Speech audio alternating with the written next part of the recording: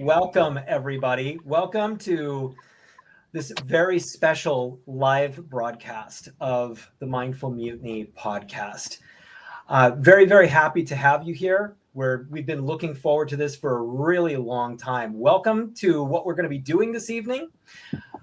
We are sponsored by Exponential Intelligence. If you would like to know more information about what exponential intelligence is and what it looks like, look in the description of this video. I'm Jeremy Van Wert, and I founded Mindful Mutiny as a podcast, a community, and a commitment to live a high-frequency life. I want to help you cultivate purpose, clarity, and structure. I'm an experienced therapist, transformational coach, former executive, and a psychedelic specialist. Go to mindfulmutiny.com to subscribe to my newsletter and schedule a consultation, or just get more information about how my coaching can help you. I'm really excited this evening because I have some people who are really near and dear to my heart that are going to be answering questions and talking about what they do this evening.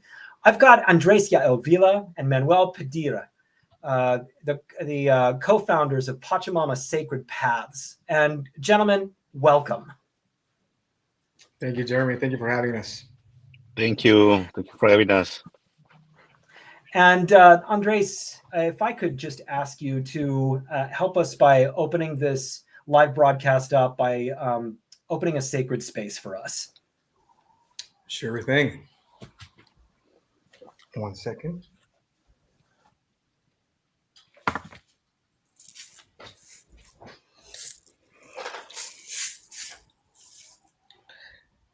So when we open sacred space, we want to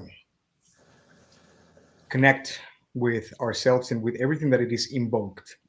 So at this point, if you don't mind, you can go in an inner space of silence and stillness to connect with yourself.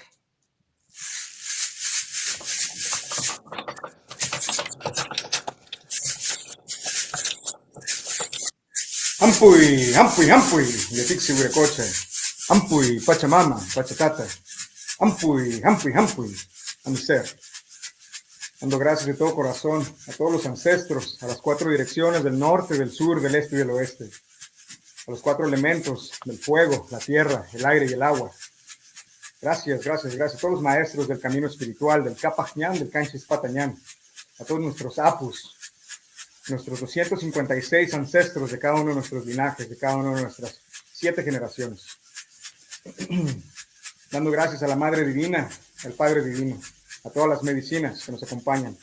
Gracias, gracias, gracias. Declaramos abierto este círculo sagrado, este espacio sagrado de introspección, de reflexión, para que todas las ideas que fluyan en este espacio puedan ser de más alto bien para cada uno de los oyentes, para cada una de las personas que están aquí presentes. Permitiendo que todas las ideas fluyan claramente y dando gracias a todo lo que no resuena, que se mantenga a un lado de este círculo, de este espacio sagrado. ¡Ajú! ¡Ajú! ¡Ajú!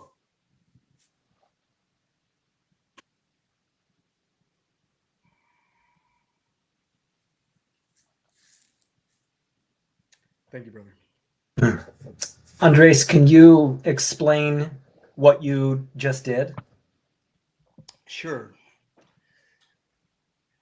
It's an invocation. A sacred space, it's a space of major force where you invoke a few different elements, a few different forces to be present for a specific intention and purpose. And so we invoked the 4 directions, which are in our tradition, they symbolize the heavens, the earth, the underworld, also the realms of what we don't know and everything that we know. And altogether being here in centeredness, along with the 4 elements as well. The 4 directions, the 4 elements, your ancestors, my ancestors, Manuel's ancestors, and everybody here present. But also, invoking the path, the spiritual path, the Canchis Patañán, the Quiero de Huáscar. Without getting into too much technicalities, this is a space for reflection, introspection, and, hopefully all of this information that we're going to provide can be of assistance to whoever's listening. Thank you. Thank you for opening that up and really setting the stage, because we're going to talk about a lot of different things this evening, a lot of different things that are both very tangible things, and talk about the spiritual walk, talk about uh, spirituality as brought on by these plants that are a gift from the universe to us on this planet. And I wanted to also start here by getting a bio from each of you. And Manuel Padilla, you are one of the co-founders of Pachamama Sacred Paths. And this evening, I think we all understand what it's like to be caught in LA traffic, and it just simply is what it is. So can I have you please give an introduction of yourself and how you were trained, and how you got to this point? Well, my name is Manuel Padilla. I'm living here in Los Angeles, California. So I'm sorry, I got the traffic. I was running late to my home. But well, the time and the space is perfect. So I don't know how to explain, but I was, um, I was feeling the call for do healing for a long time when I remember. But when I started my training, and meditation and know about the chakras, how the healing energy is moving and everything. I get the encounter with the mother ayahuasca and I start to take this medicine for heal myself, for heal my soul, and for healing my family. And at one point, I start to sharing medicine with the people. So I was the training for a shaman from Mexico, and she gave me a good an intensive training with the mother ayahuasca and bufalvarius. And then I start to do all different kind of lines of shamanisms, and now I'm doing biodanza. This is a system that I'm using for integration when I'm taking a lot of medicine or just for getting more knowledge about myself. So now I'm working with this kind of techniques, the biodanza and sound healing, meditation, introspection, and follow the intuition, follow the intuition. Because sometimes we are channels, and sometimes the channels is open, and whatever tools that you have can help. But now, so I'm a human sharing my heart with a lot of love to the people. Yeah. Yeah. Thank you so much.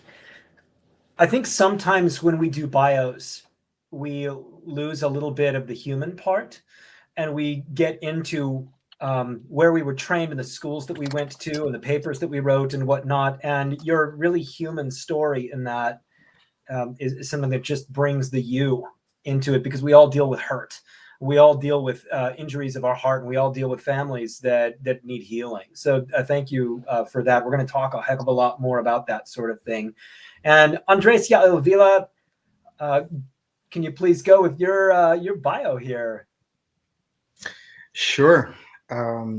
Just to keep it light, also, my journey started in 2012 when I was receiving my son, and on 2013 when he was born, I experienced for the first time a an awakening, and it wasn't glorious or anything like this.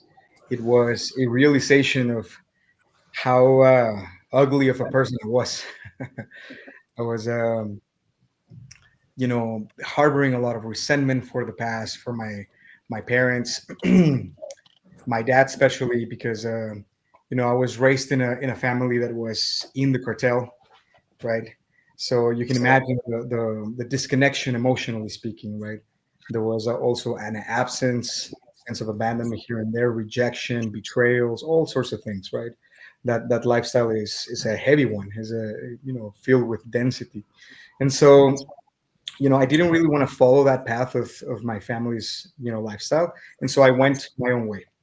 And so I came to California. I went to California on 2002, and I started living. I was a general sales manager for a car dealership, and then I went opened up my own car dealership, and I was a general manager there. And so life has, financially was pretty stable. It was okay, and but at the same time, I was a rough person, like I wasn't very ethical, and I was lying, cheating, stealing, that you name it. I was like of the world, like they call it. And so when my son was born, I was, I was able to observe purity for the first time in such a way, right? And for the first time, period, at that level. And I was taken aback. I couldn't even cut the cord. I couldn't cut the umbilical cord. I was just in such shock. I couldn't really speak, think, and this is what I was at. Looking at coming out of my ex partner's womb. That was a moment where I recognized and I realized that I was gonna mess it up. I didn't have the tools to be a loving parent and to guide him into something better. And so if he was going to follow my steps, he was doomed, and probably even worse because my parents were better parents than I was in many regards, right?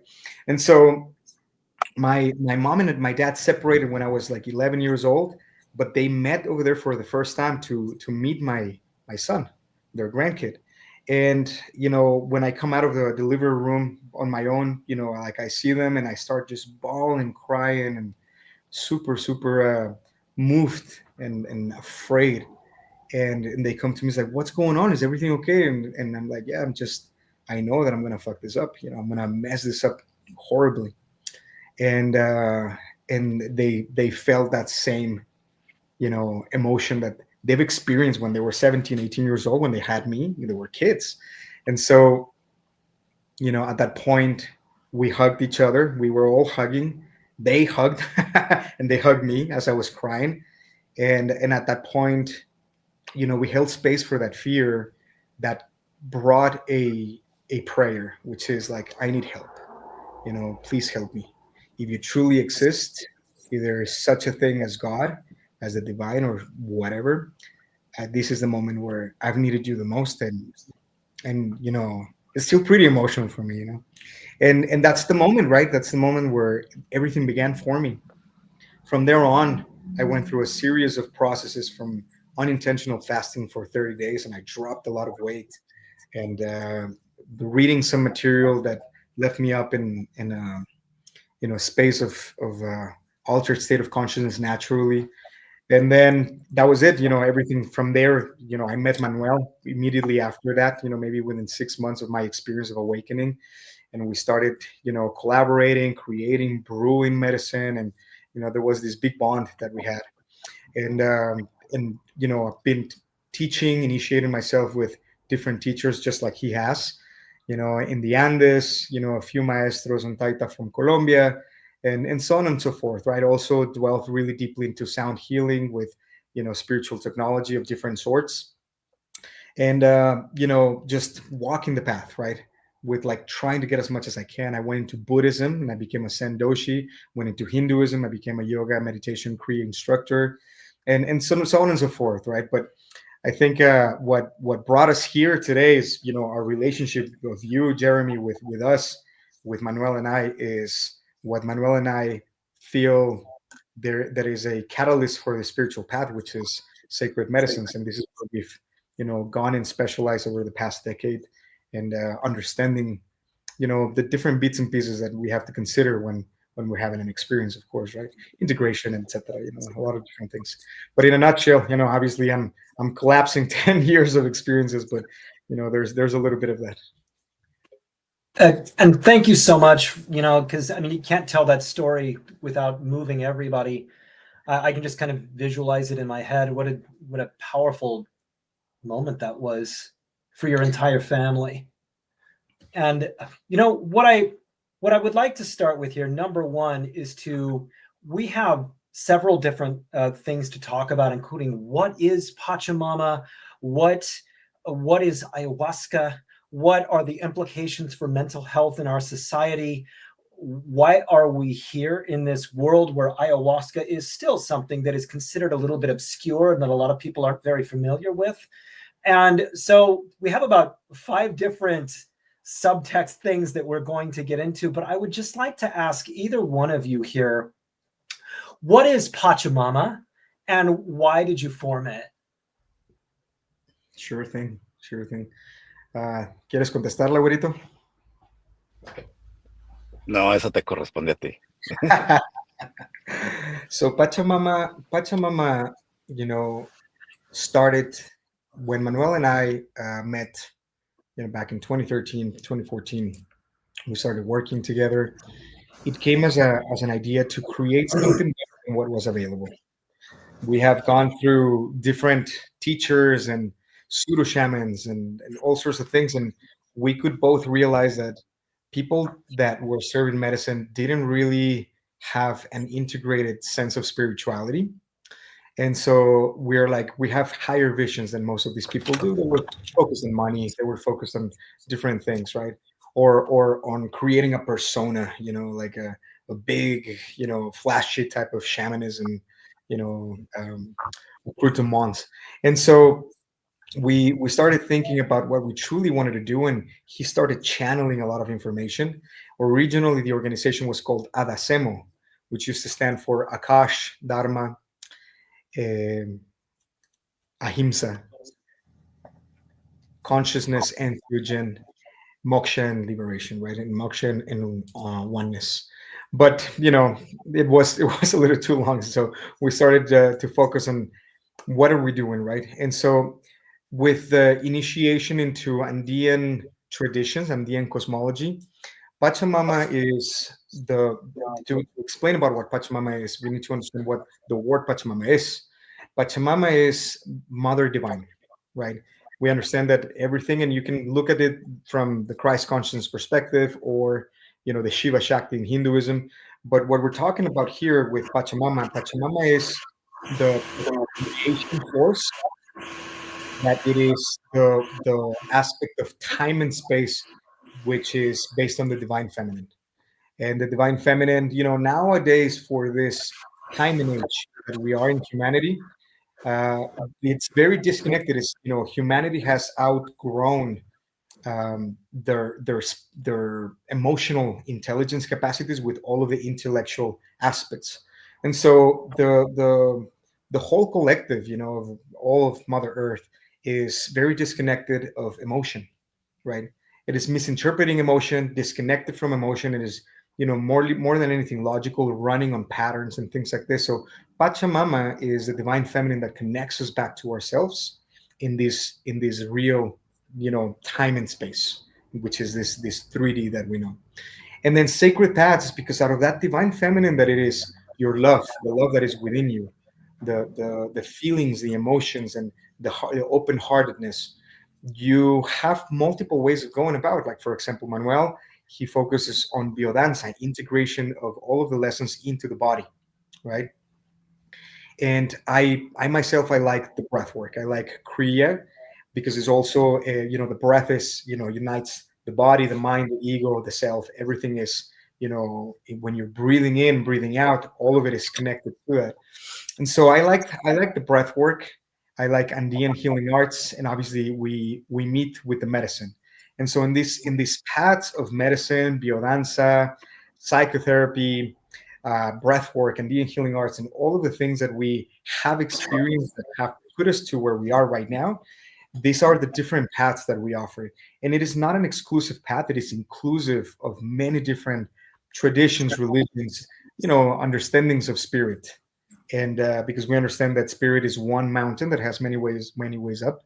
You've heard this many times, and we truly integrate them all, right? We Doesn't matter if it's Mormon, or Jehovah's Witness. We've had a lot of community members from that, or from Voodoo and Ifa, right, from Africa, Hoodoo. It doesn't matter, this is a path for truly getting to the core of what we are. And so when we created that, it was providing humanity with a structure, an organization that it is well structured, that can provide awakening and a structure for them to work on their own, becoming enlightened, right? Enlightenment. As cliche as that might sound, the goal of what we're aiming for here, us, the path that we're walking, Manuel and myself, is the path of embodiment of light, embodiment of love and light. Right now, the love and light new age that you can find in Gaia and in different places like this, it is a lot more conceptual. This because of the medicines, it makes it so pragmatic and so practical and embodied, like truly in the body, right? And so, in a nutshell, right, we have a lot of different things that we can talk about the organization, but this is what Pachamama is. Pachamama is a medium for humanity to start to know itself.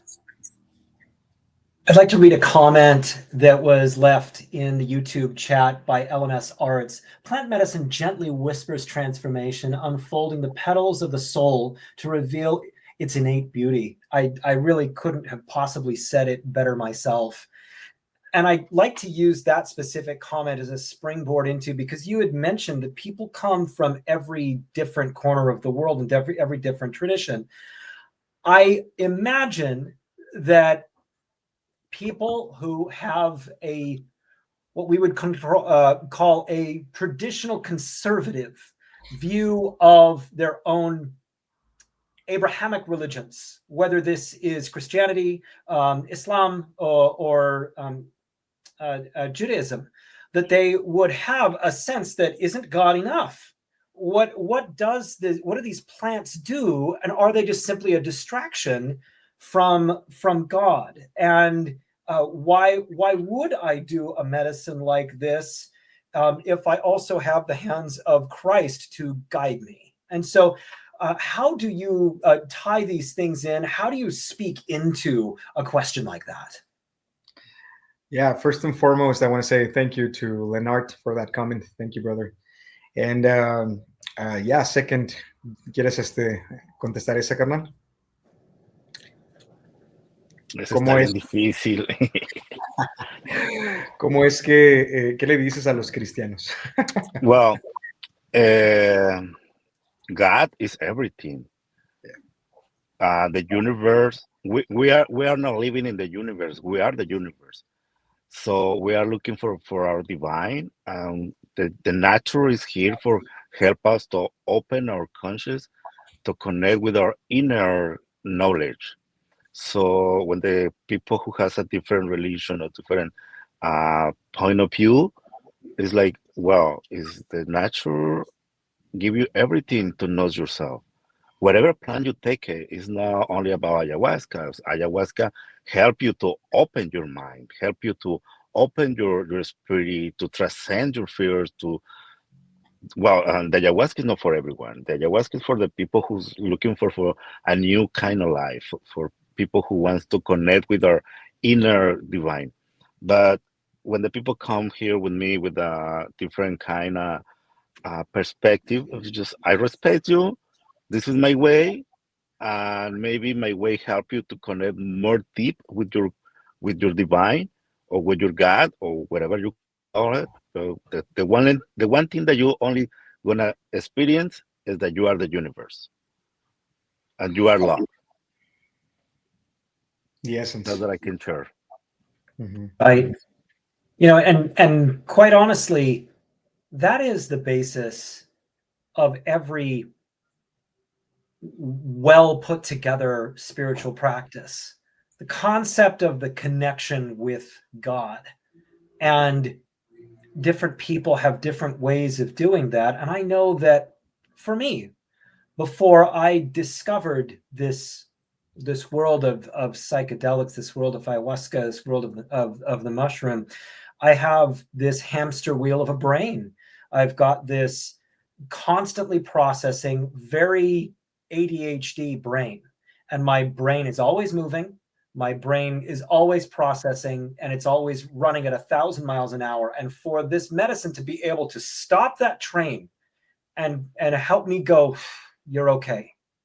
You're okay. And for me to be held in the arms of, ayahuasca, and to let my processing masculine mind go for just a moment and to be healed in a space that I had not been familiar with, a space of total acceptance for me, accepting myself, I've never accepted myself until I started being able to do this. I've always judged myself. I've always said super mean stuff to myself. And to have this kind of thing, I didn't even know how to accept it. I had a hard time in the medicine because I didn't know how to accept it. But it is what you just talked about, Manuel. It is you learning how to be close to the most creative forces of the universe and to your own heart through a divine mother. It is profound. So I wanted to kind of get into how many people do you serve on a yearly basis? How many people come to your retreats? Anywhere between 800 to 1,000. Amazing. Amazing. And this is all through like Mexico and the Western United States. Is that right? Yes, it's the people that join to begin a slower path, with microdosing, and then also pilgrimages to Peru. We have uh, initiations in Mexico, some retreats in Mexico as well, but most of everything happens in the States. Okay. All right. And what's so beautiful about what you do is not only have the two of you put this together in such an authentic way with the respect for the heritage of this medicine, and doing it in a way that is totally respectful and culturally appropriate and all of these things, but you bring this medicine to a region near many of us. And so that, not a lot of people are able to uproot their life, fly into Peru, South America, and spend 2 weeks doing this, but they're interested in what this medicine can create in their lives and the healing that it can do in their hearts, which we're going to talk a little bit more about, mental health a little bit later in this. But can you talk about where are these retreats held? Yes, we have most of the retreats are in California, but we do have Oregon retreats happening in Oregon a lot more regularly, especially starting at the 2025. And then we have Nevada, some happening in Utah, and in Arizona a little bit also. That's general areas. Usually more than anything the West Coast.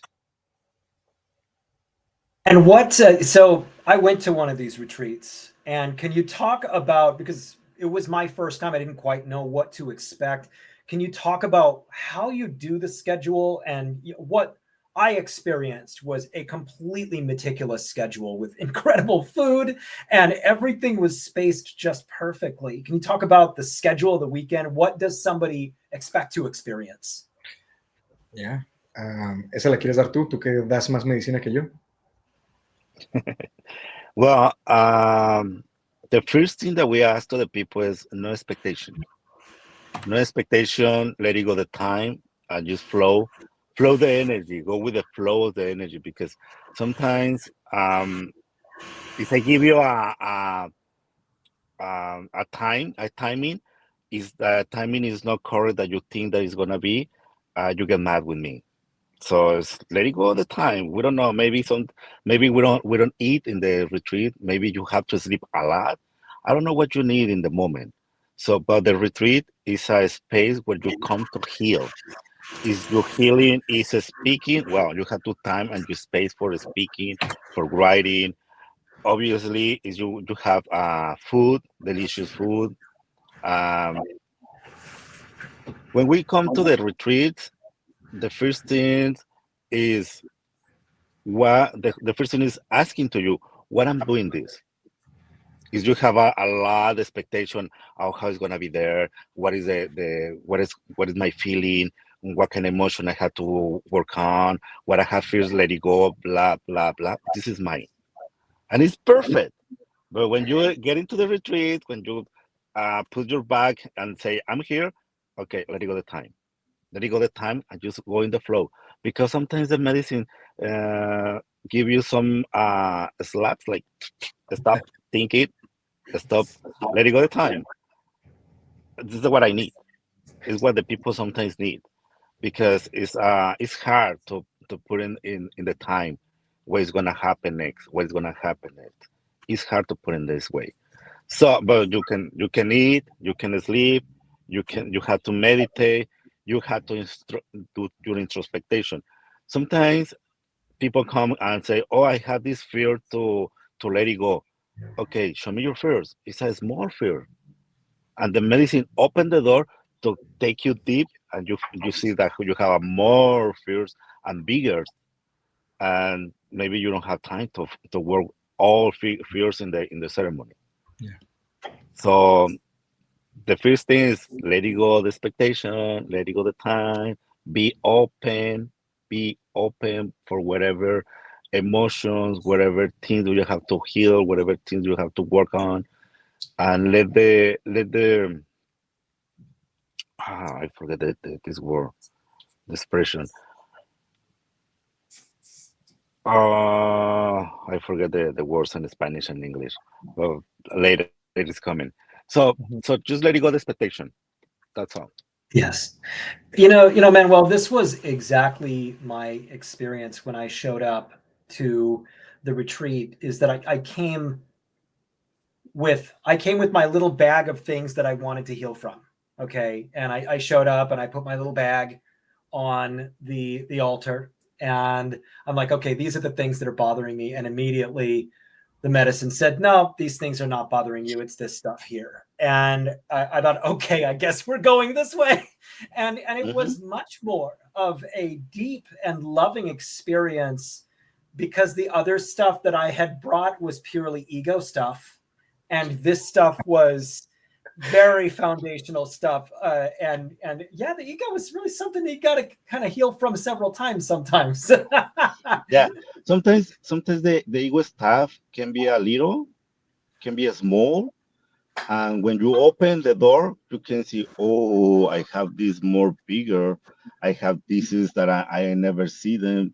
So, but it's okay. If you have your ego stuff, perfect, because it's the little point that we can start to work on. Well, and that kind of launches into the next thing, because the little bit of concern that I had in the back of my mind before I went to this, I was kind of like, I don't know who I'm going to be around. I don't know what the space is going to be like. I don't know if this is going to be a campground. I don't know if this is going to be some sort of community hall where there's maybe some people from the outside that are going to be coming in, and I'll be in a state that I'm not prepared for talking with outside. This was a really, really enclosed, safe environment. And I know that it's been really carefully curated by the Pachamama team, exactly how you do it. Can you talk about how you select, where you do this, and why you did it in this way, and the sense of safety that it brings for people? Yes, we have. So, if you have this kind of fear, it's okay. Remember, everything is ego. And in my case, I'm open the sacred space for the ceremony. My case is you have to be comfortable. You have to be comfortable with the space. If everyone come to this retreat, to your retreat, there are mirrors for you. They have information for you heal. They have information for your personal grow up. So just be open. Just be open. And the one more thing, be humble. Be humble because maybe you see one person and you say, "Oh, this guy come with a bad energy, blah blah blah." Surprise. Who is who's the owner of this bad energy? It's yours because it's your reflection, and he come to show you your demons. He come to show you your whatever you have to work. So just be open, be humble, be respectful for the energy, and everything is gonna be in perfect flow. Every people who's come to the retreat is come to help you to heal something.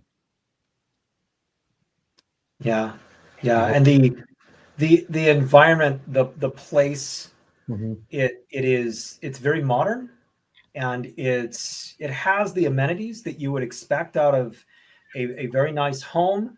There are several restrooms. There's Wi-Fi and a full kitchen and everything. And I mentioned the wonderful food and everything, which was really a healing thing, because food is so communal.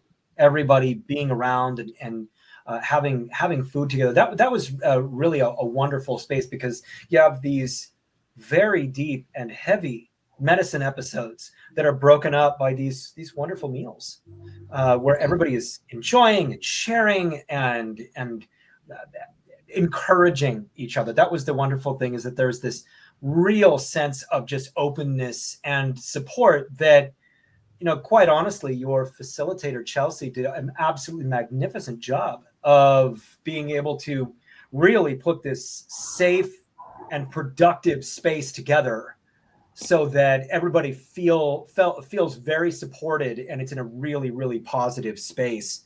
And it's close enough to emergency services if anything occurs, that there can be help. And so it's a space that is completely safe, which I think for the first time person is a real question. It's probably the same question that their loved ones have before they come to something like this. Many loved ones don't really understand it. So, beyond what I've kind of talked about here, what would you add to that?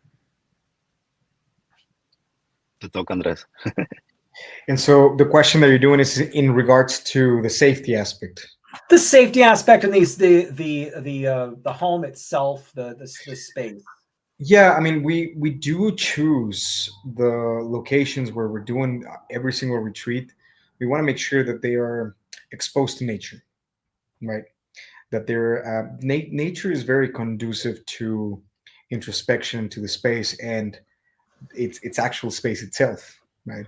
So nature in itself is a medicine, very very powerful. So when you complement that with actual medicine like ayahuasca, bufo niños, then you get an added touch that draws your nature out of you, right? So you get to experience more of your natural essence, in other words. And when it comes to the safety, like you said, Chelsea, Yvonne, Kendall, Donnie, of course, Manuel, he's a teacher for all of us. We are, very devoted to understanding what takes place to a degree where we accompany you, right, in whichever route you need to go. So you need to go really deep into yourself to the point of meeting some, like Manuel was saying, some really old energies, quote unquote demons, you know, uh, it's fine. It's part of the liberation. It's part of the freedom. Right? It could be, that people trivialize it and they call this like, oh, I got my closet full of demons, but it's really just patterns, right? Ancestral energies and maybe bad habits that we sometimes have that, invite dense energies in and that you're just done with, ready to be freed from. And if that's the case, whenever that's the case, then we're right there with you, right? You're never left alone. And because we've gone through that part of humanity, which is the cleansing process, we understand what it takes, and we honor every single participant's courage to even show up at the ceremony. Right? It takes a while of pondering and really just like feeling safe and feeling my safe into safety when it comes to a ceremony, and we understand that we honor every single process. So we accompany everyone. The spaces are comfortable, and like you say, right, like there's some like beautiful meals, but there's also sometimes nice jacuzzis, right, or walks and trails. Manuel chooses these beautiful amazing homes in retreat homes in Mount Shasta, with like the mountain right there. Is it really doesn't get much better than that, right, with like all of the amenities at the same time. So yeah, we do try to make it, because we understand how difficult it can be to cross those thresholds, those boundaries of the ego, to be able to heal, right? Be outside of our comfort zone already, in a place where we don't know the people at, in a city I've never been in, and things like this, right? With a medicine that I don't know what's going to do to me. And all these questions are very, very valid. But so we make it as easy for anyone that is called by this journey to come and meet themselves, right? Right. What one of the things that is really apparent is that these medicines, they have their own spirit, in the way that food has its own spirit. And you have a whole thing about suggested guidelines for diet before you go into this, because the way that red meat can interact with the medicine red meat has a different spirit, the way that alcohol interacts with it, the way that SSRIs interact with it. Can you talk about body and diet and preparedness for walking into something like this? Yeah, for this I can give you a little bit of more like science, and then Manuel can give you a little bit more of a, energetics of this. And so when it comes to the medicine is specifically the ayahuasca has a compound that is called MAOI, which is monoamine oxidase inhibitor. And so this is an enzyme that, it's blocked by the ayahuasca vine.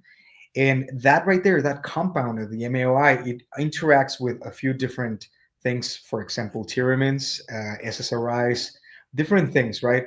And so we want to make sure that everybody is well aware, and we have a screening process to make sure that everybody is able to follow the diet, the dieta, and then also that they're not taking something that is going to be counterproductive, or have a counter interaction with the MAOI or any medicine for that matter. We also make sure that people are well screened for other things like bipolar disorder, depression, heavy things like this, right? Where we take an approach, we never say no to people. We take a different approach with them, whether it is a private one or we just work with them to, build them up to the experience, right? In detox and different things like that. But yeah, it's no alcohol. It's very, very important that we don't have alcohol. And inflammation in general is not conducive to a harmonious experience, right? Even if it's a difficult experience, if you add inflammation, it could be super chaotic.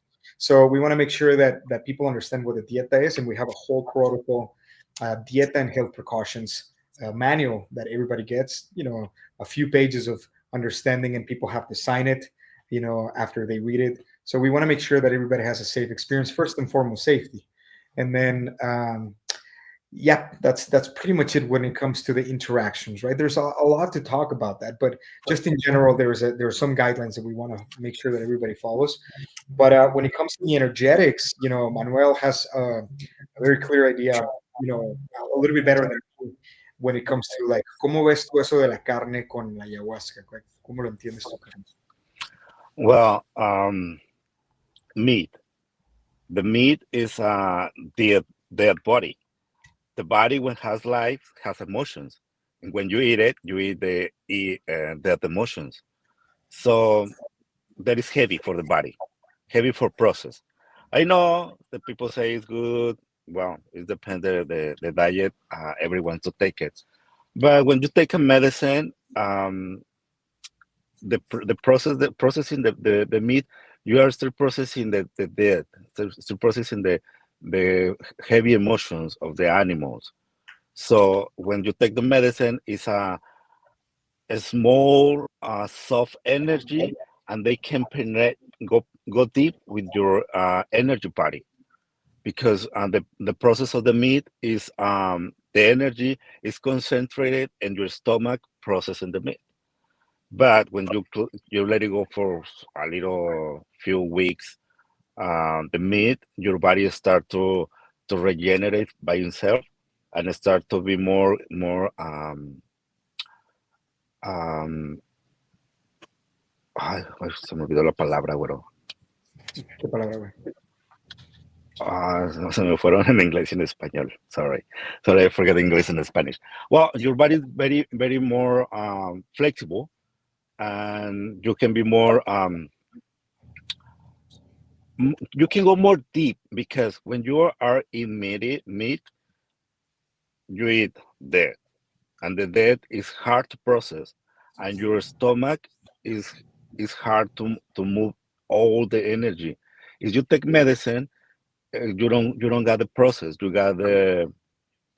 You start to see how the animals die, Yeah. or you start to see whatever heavy things in your mind appear, or well, that's happened to me, and that's happened a lot of people.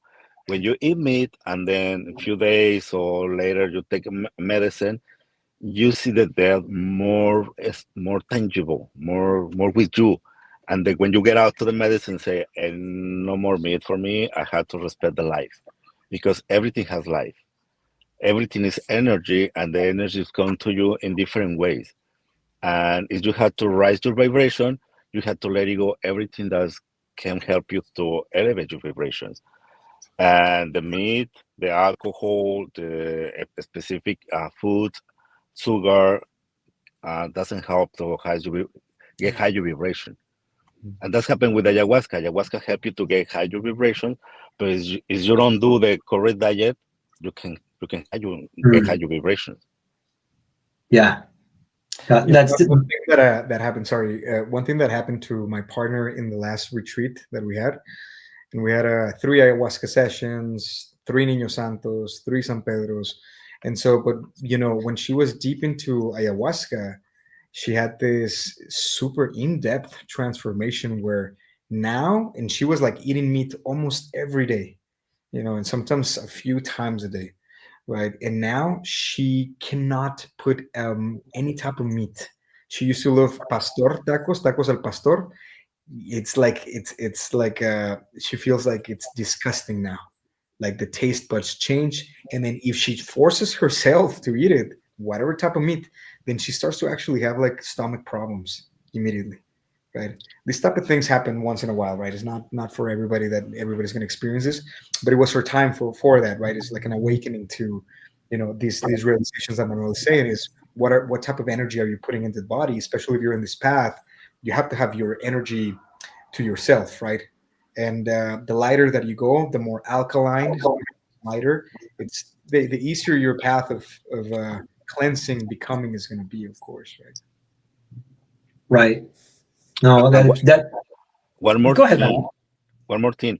When you start to this path and start to take medicine, ayahuasca or whatever other medicine, your body start to say, "Hey, stop to eat meat. I don't need it. I don't need it. So be more alkaline, be more light. You can do more green food, and you start to the line the green foods, and you say, what the fuck, what is this, this is so delicious, and you let it go, the meat when you put in your mouth is like, that's that I don't, your mouth is rejected, Yeah, the first thing is you reject it, and it's more healthy for the people. So sometimes I eat meat, why not sometimes, once in a while. but when I'm taking medicine, I know my body say nope, you have to go deep, stop to eat these kind of foods. Yeah, help yourself. Yeah. We're getting a question here from the Hill Sunny, who is asking about dairy. What's the story with dairy? Pretty much same thing. It's not as a it really does depend. If you have lactose intolerant, for example, right? It could be even worse than meat to some people. But just in general, meat, any animal products like butter, cream, milk, uh, obviously meat, and red meat in general, like white meat like fish and chicken, is not as bad, but still, right? It still causes some. Pork is the most difficult one, but when it comes to dairy, it also has a lot of terpenes, and it has a lot of this specific compound that creates inflammation. And so you might be very harmonious with it, but hopefully you don't become rebellious to experience the hard way that if you drink milk before ayahuasca, you're going to be throwing up, the whole thing, right? It's not hardly any emotional understanding or spiritual visions or anything like that. It's going to be a physical purging, just like cleansing you out of all of those terpenes, that inflammation that whether you like it or you're used to it, it's causing some inflammation, right? So yeah. Yeah, getting into the kind of medicine that is used by Pachamama, can you talk about the lineage of this specific kind of ayahuasca that you use? Yes, the medicine that we use is shipibo. So we're getting the medicine from a place in the jungle that is called Pucallpa, and we also get it from Iquitos, directly from lineage of friends that we have had a lot of years of connection with. They import the medicine to the states for us, and that's one of the medicines. The other one, Manuel, is has a lot of really beautiful, fruitful relationships of people that grow the Niño Santos and the bufo. We receive the bufo from directly from the Sonoran Desert. We have friends over there that we get it. I personally have some friends that I support that have sanctuaries, right? I used to care for toads myself. I used to have them a terrarium, big, 200 gallon, terrariums, pretty big. That was, where I kept my toads with waterfalls and things like this. But the medicine itself, it comes from its specific regions. The San Pedro, the Huachuma, comes from Bolivia and Peru, Sacred Valley. And so, yes, the medicines that we do have communion with, we understand the people that actually brew them. When I say we understand, is we have a good relationship with them. And obviously, the medicine speaks for itself. How was your experience with the medicines? Me? Profound, profound, really quite amazing. Yes. And it was, each one had its own obvious personality, Yes. and the potence of them. Your Nino Santos, 9 hours for me, and 9 hours, and I was still sitting in a corner thinking about my life, and it really was amazing in my system. And so the powerful nature of it, and I also had heard that ayahuasca is really hard to choke down. I didn't find that to be the case with what I was served. Hmm. Hmm.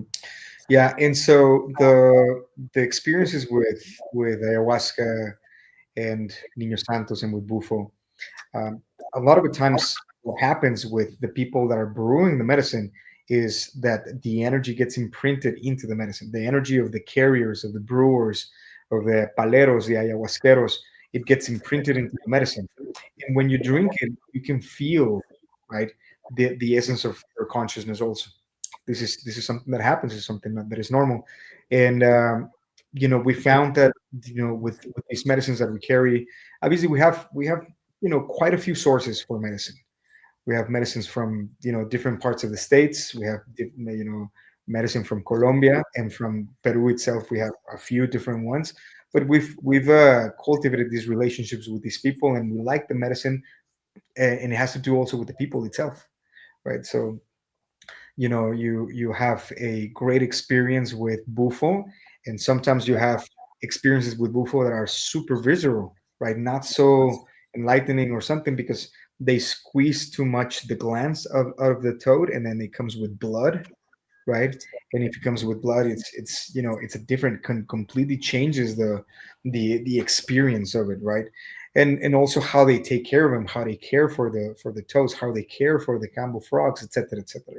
So yeah, it's been a journey, finding reliable and trust, finding that trust with our providers. ¿Tú qué dirías de eso, tú, Manuel? ¿De qué? ¿De los proveedores?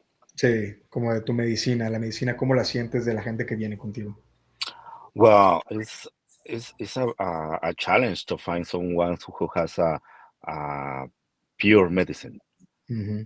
It's a really really challenge, because I know now a lot of people is selling medicine, a lot of people is offering medicine, but I have a good relationship with my friends who's take medicine from the desert, from the specific space, and I know them, I trust them, because every time when we take a medicine, we do a prayers, Hmm. and I know their energies from them.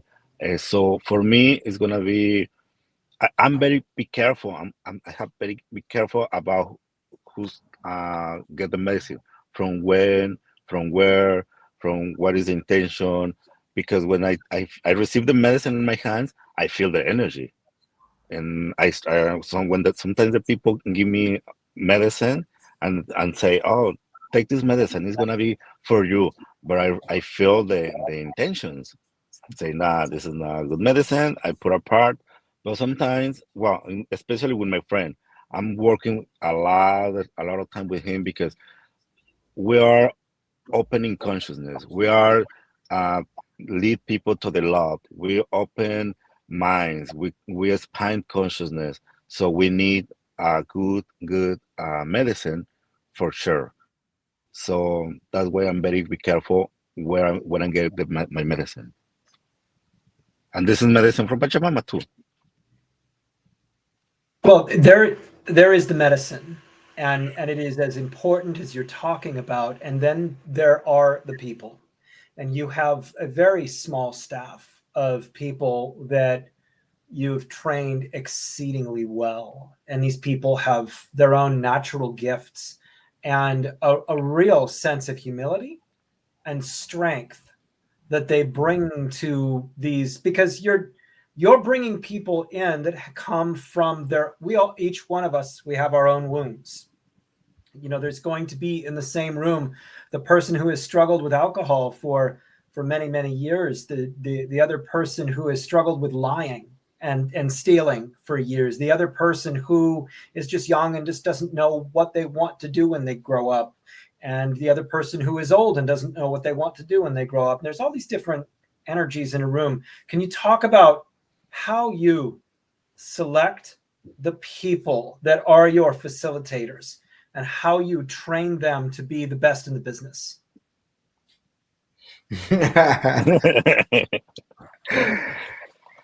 You know,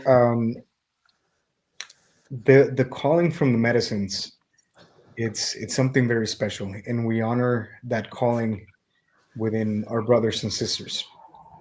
I remember when I got my calling, right, an invitation from Mother Ayahuasca, and I spoke it to my teacher back then. His name was Shava, and so I was speaking to him, and I told him, like, the call is right here. The call is right here, and it's, one of my reflections is, like, I feel very fortunate because I don't see anybody else getting this call from the medicine community, from the people that drink ayahuasca. They don't get this call to devote their lives to the medicine, right?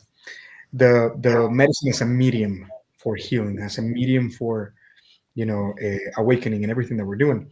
And so he replied, I was like, no, no, no, everybody gets the call. Everyone is receiving the call, except that not everybody can listen. Not everybody has ears to listen, right? And so it does, it is a rare thing to get the call, to be able to listen to the call. It's a rare thing. Not everybody gets it. Not everybody can hear it, right? Everybody gets it, not everybody can hear it. And so when we have brothers and sisters that come and they mention to us that they have the calling, then what we've done is these 10 years of experience that we've, collectively experienced a lot of different ceremonies, Manuel and myself. And what we've done is we've created a structure to make sure that the basics are, that we're not cutting any corners in the spiritual path.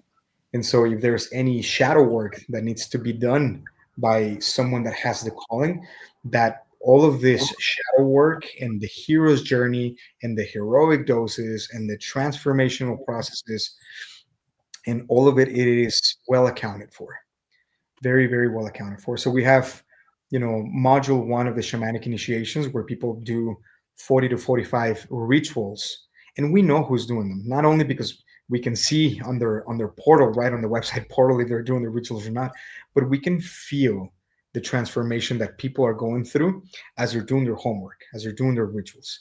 And we also know who's not doing it, right? And so if they have the call and they're not doing the work, it's more of an ego thing, right? It could be more of a, obviously it's always a mixture of a calling with the persona of, like, the personality of becoming a shaman and, like, things like that. And that's not what we're doing here. And so when we see this, we've had the need multiple times to tell people, we can't, we're not ready to work with you yet, or you're not ready to work with us yet, whatever, whichever way, right? And it happens a lot of the times, because sometimes it's unintentional, like people will do module one and they'll do the whole thing, but they haven't breached through deep, deep, deep, deep, deep layers of complex trauma, right? And people having a huge baggage of sometimes physical abuse, sexual abuse, misery, financially speaking, and different things like this, right? Where they're not piercing through just yet enough. They haven't, touched rock bottom. And a lot of the times is, skipping some of the rituals. A lot of the times is just, taking medicine as a means to escape their hucha, which happens quite a bit actually, right? People go to medicine 200 times, 300 times, and they don't really do the work of integrating anything and sustaining themselves in the freedom that they experience. It's a very different thing. And so we've created what Manuel and I we're putting together, and we've established is this structure where we are able to work with people first and foremost as volunteers, and they understand, right, what are the ins and outs of volunteering, service more than anything. And then if someone is purging on the floor because they couldn't reach their bucket, Manuel is the first one, and me, I'm the first one cleaning that mess, right? There's no ego about it, right? It's we do what we're here to do, right? And the toilets and the whole thing, cooking, whatever we have to do, we do it, because it's really not about us. It's not about the persona. It's about the service that we're called to do. And so removing all of the obstacles to be able to offer a pure service, it takes time. It takes time, because the ego is something that um, it's going to be with you forever until you die. You're going to be an individual, and you're going to be called Jeremy, and I'm going to be called Andres, and to each its own. But the aspects of the ego that are encumbering, that are preventing this pure service that we're talking about, it's not a guarantee, right? It's not a guarantee that people are able to go through those.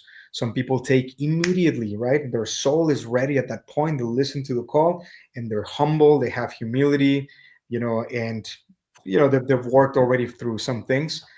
We have a few people coming in May that they're already, all of them are like, in my opinion, they're like amazing. They have like beautiful, humble, just devotional hearts that is just delicious to see and honoring. I'm honored to be able to serve the spaces that they can initiate into the role of the hampe, which is the priest that works with medicine, right? And so there's a structure. There's a structure of learning about the shadow, about ourselves. Module one, module two is another 9 months working with the causa y pacha, or you can call it the astral realm, where you're able to meet deeper subconscious parts of yourself, like ancestry and different things like that, that can come up in the space of medicine. And then you, if you're taking responsibility for a whole group, what are you going to do with it? And so it's really important for us that everyone that comes to be a part of the direction team with Manuel and myself, they understand that, right? They're the well-seasoned practice, and obviously we're all in this together as understanding more and working with each other, polishing some rough corners and things like that is obviously part of the becoming also, right? So yeah, as far as the how we choose them, we don't choose them.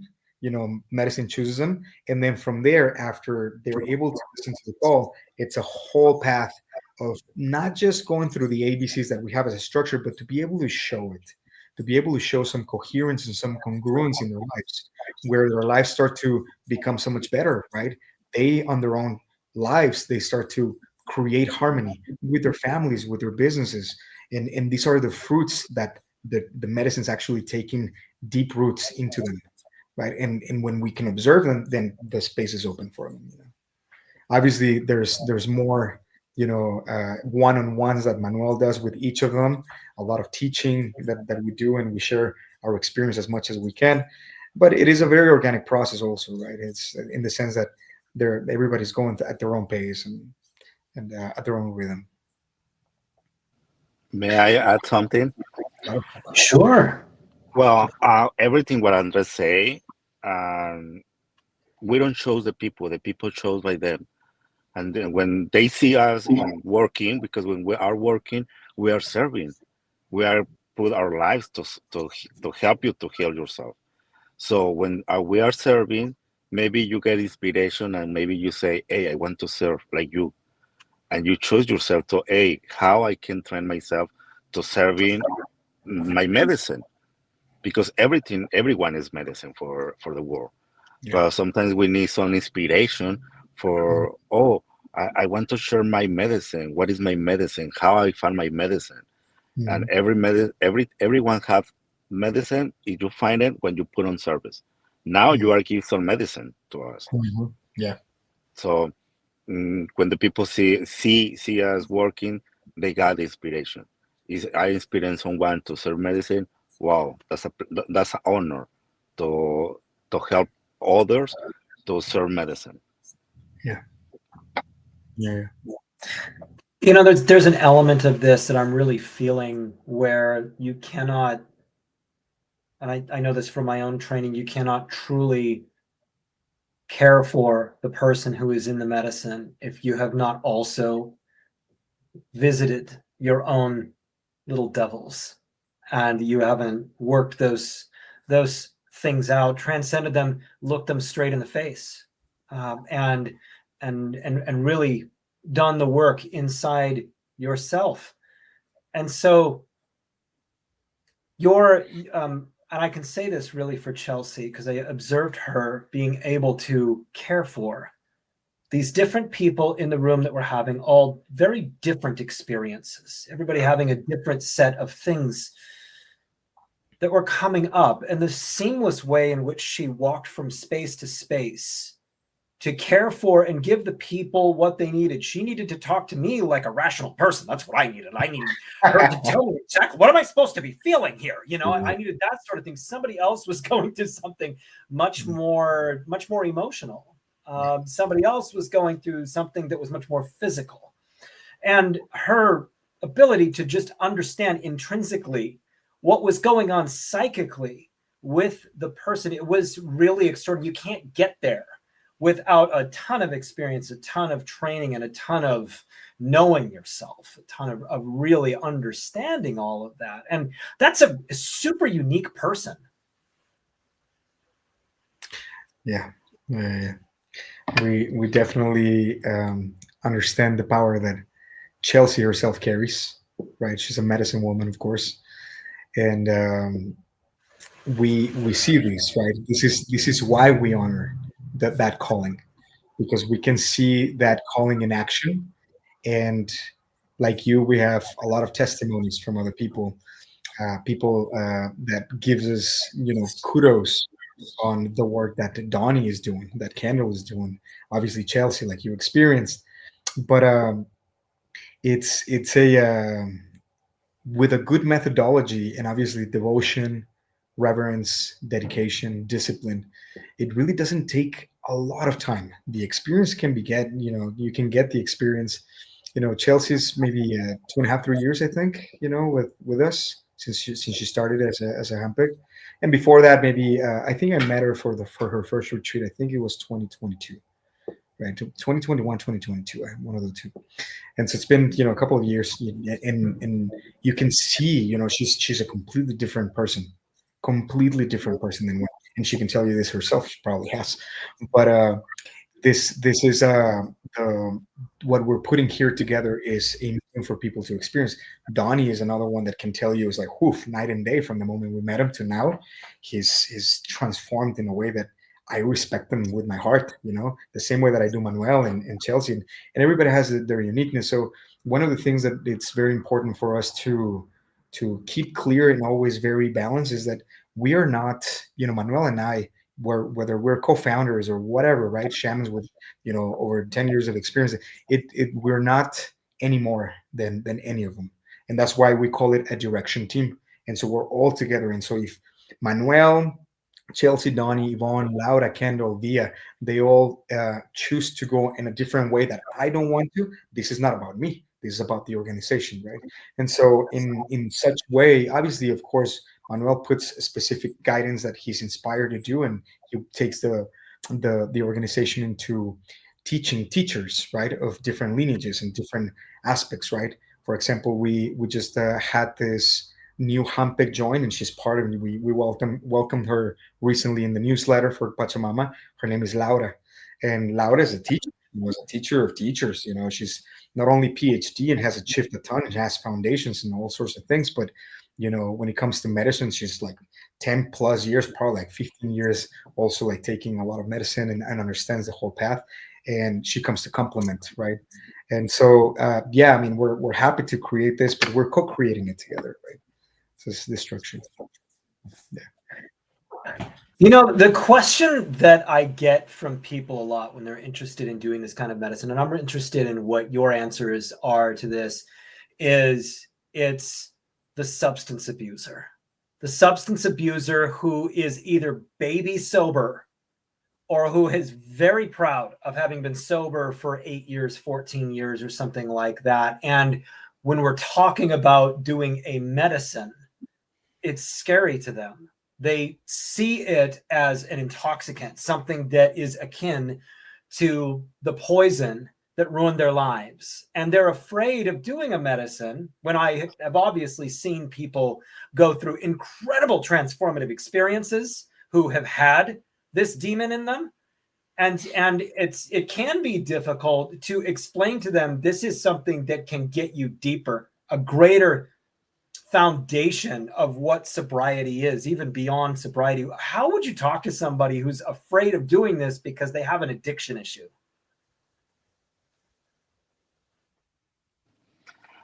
Well, the first is I'm open to listen.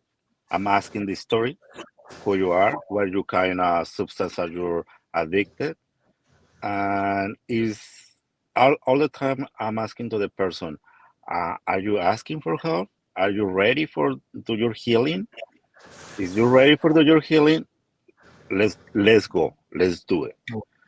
Because sometimes the people, oh, I was addicted, but I don't want to take anything because I'm sober.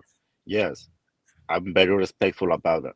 But sometimes the medicine give you everything that you need to heal every every aspects in your life.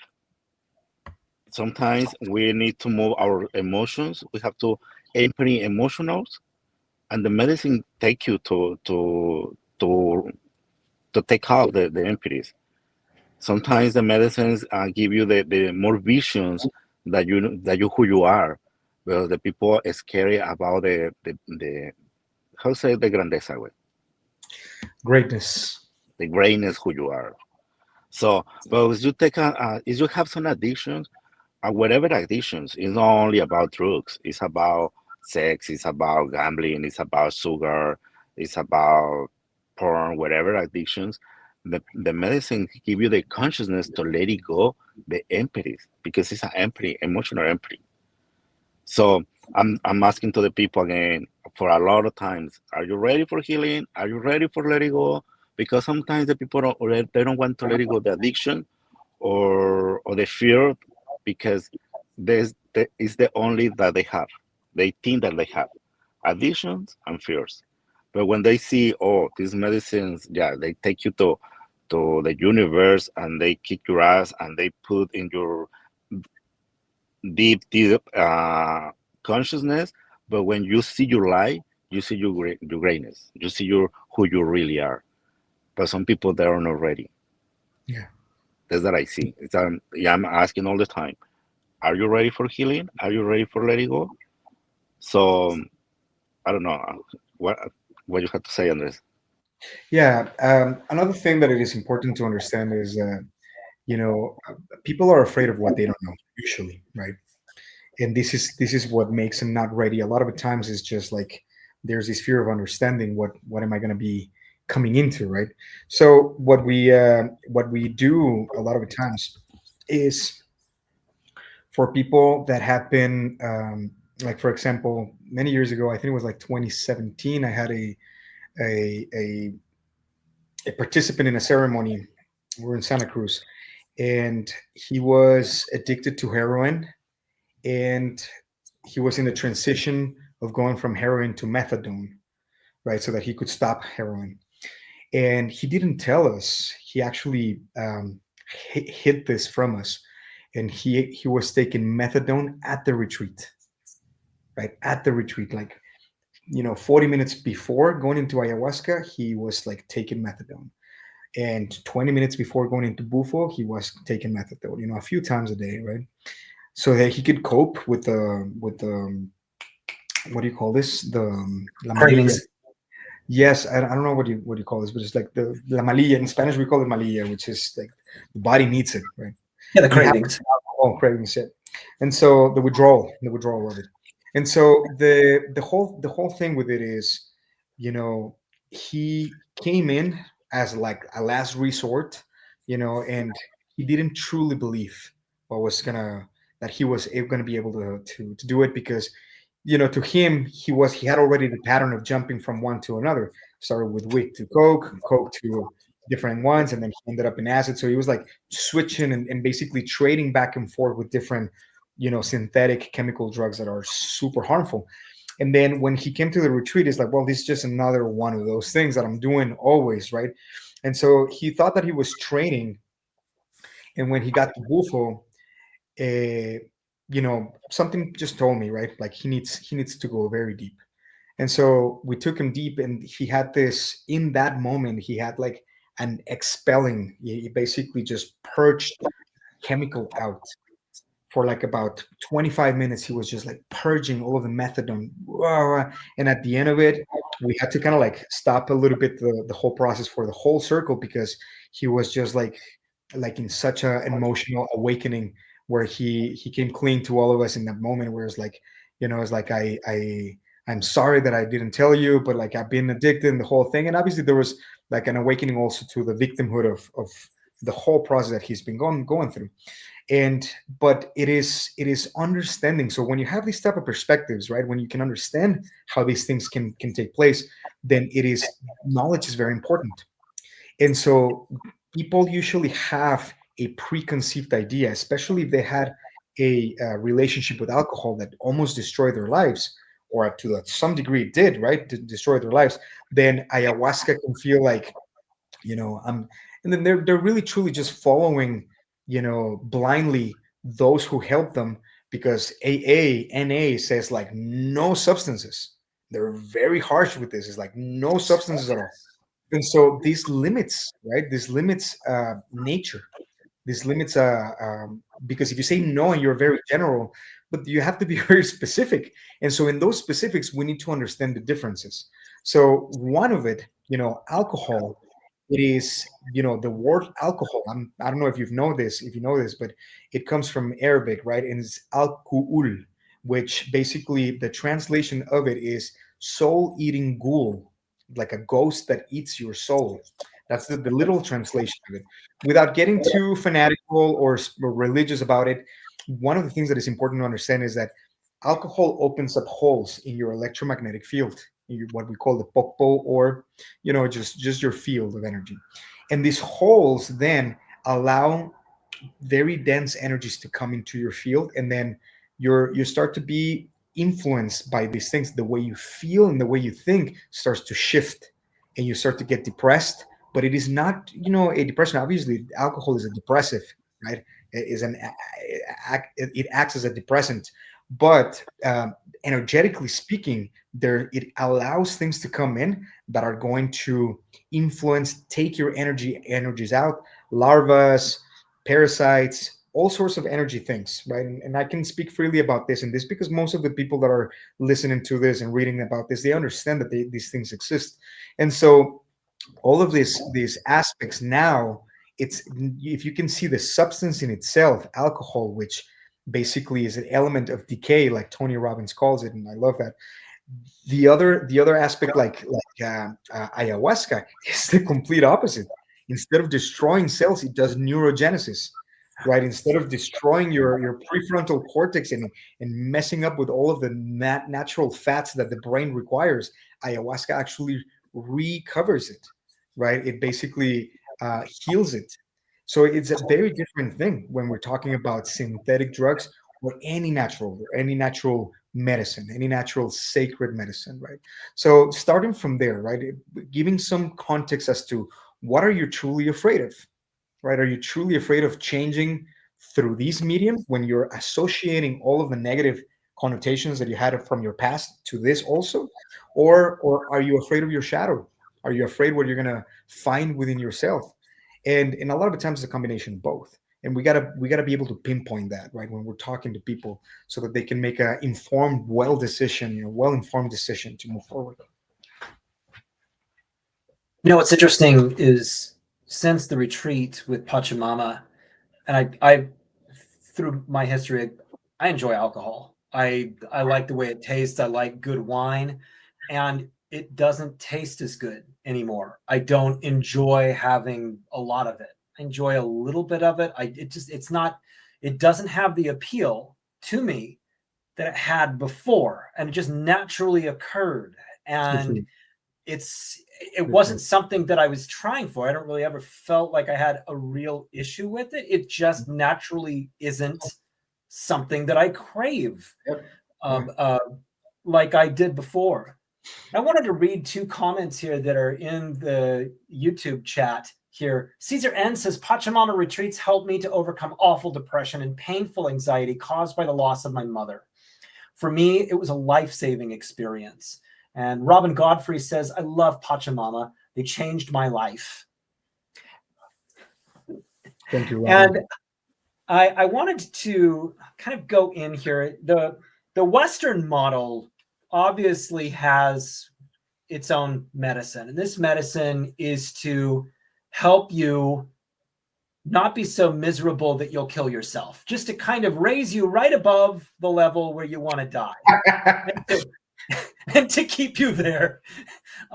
And a medicine that, quite frankly, is something that's really good when somebody is in that suicidal space, that can kind of bring them, stabilize them, and then Yes. get them into treatment and so forth. But it's looked upon in a lot of the medical circles as a long-term solution. And I know that when I worked for a major hospital out here, I was on a team that we measured success by reducing the number of emergency room visits that a depressed client would have per year. And I was thinking, so they wanted to kill themselves 3 times instead of 7 times this year. And we call that progress in Western medicine.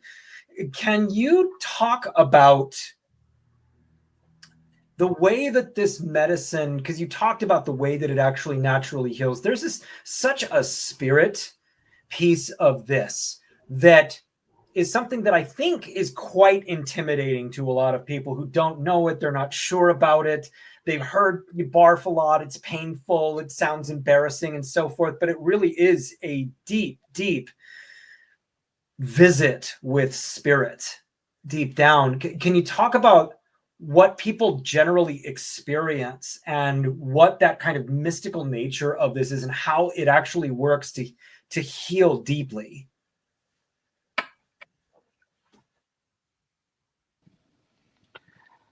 Oh, it's hard to explain that, man. Yeah, it's really hard to explain because every people that's come to the retreats or come to the medicine have a different problem.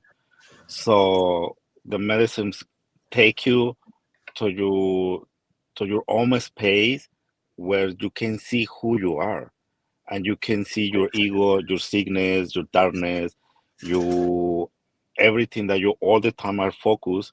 But the medicines do this to the people that I see, that has happened to me, and I see a lot. The medicines turn around your head, turn around to where you see. If you see in the dark place, the medicine take you to see the light place. And this is a trance.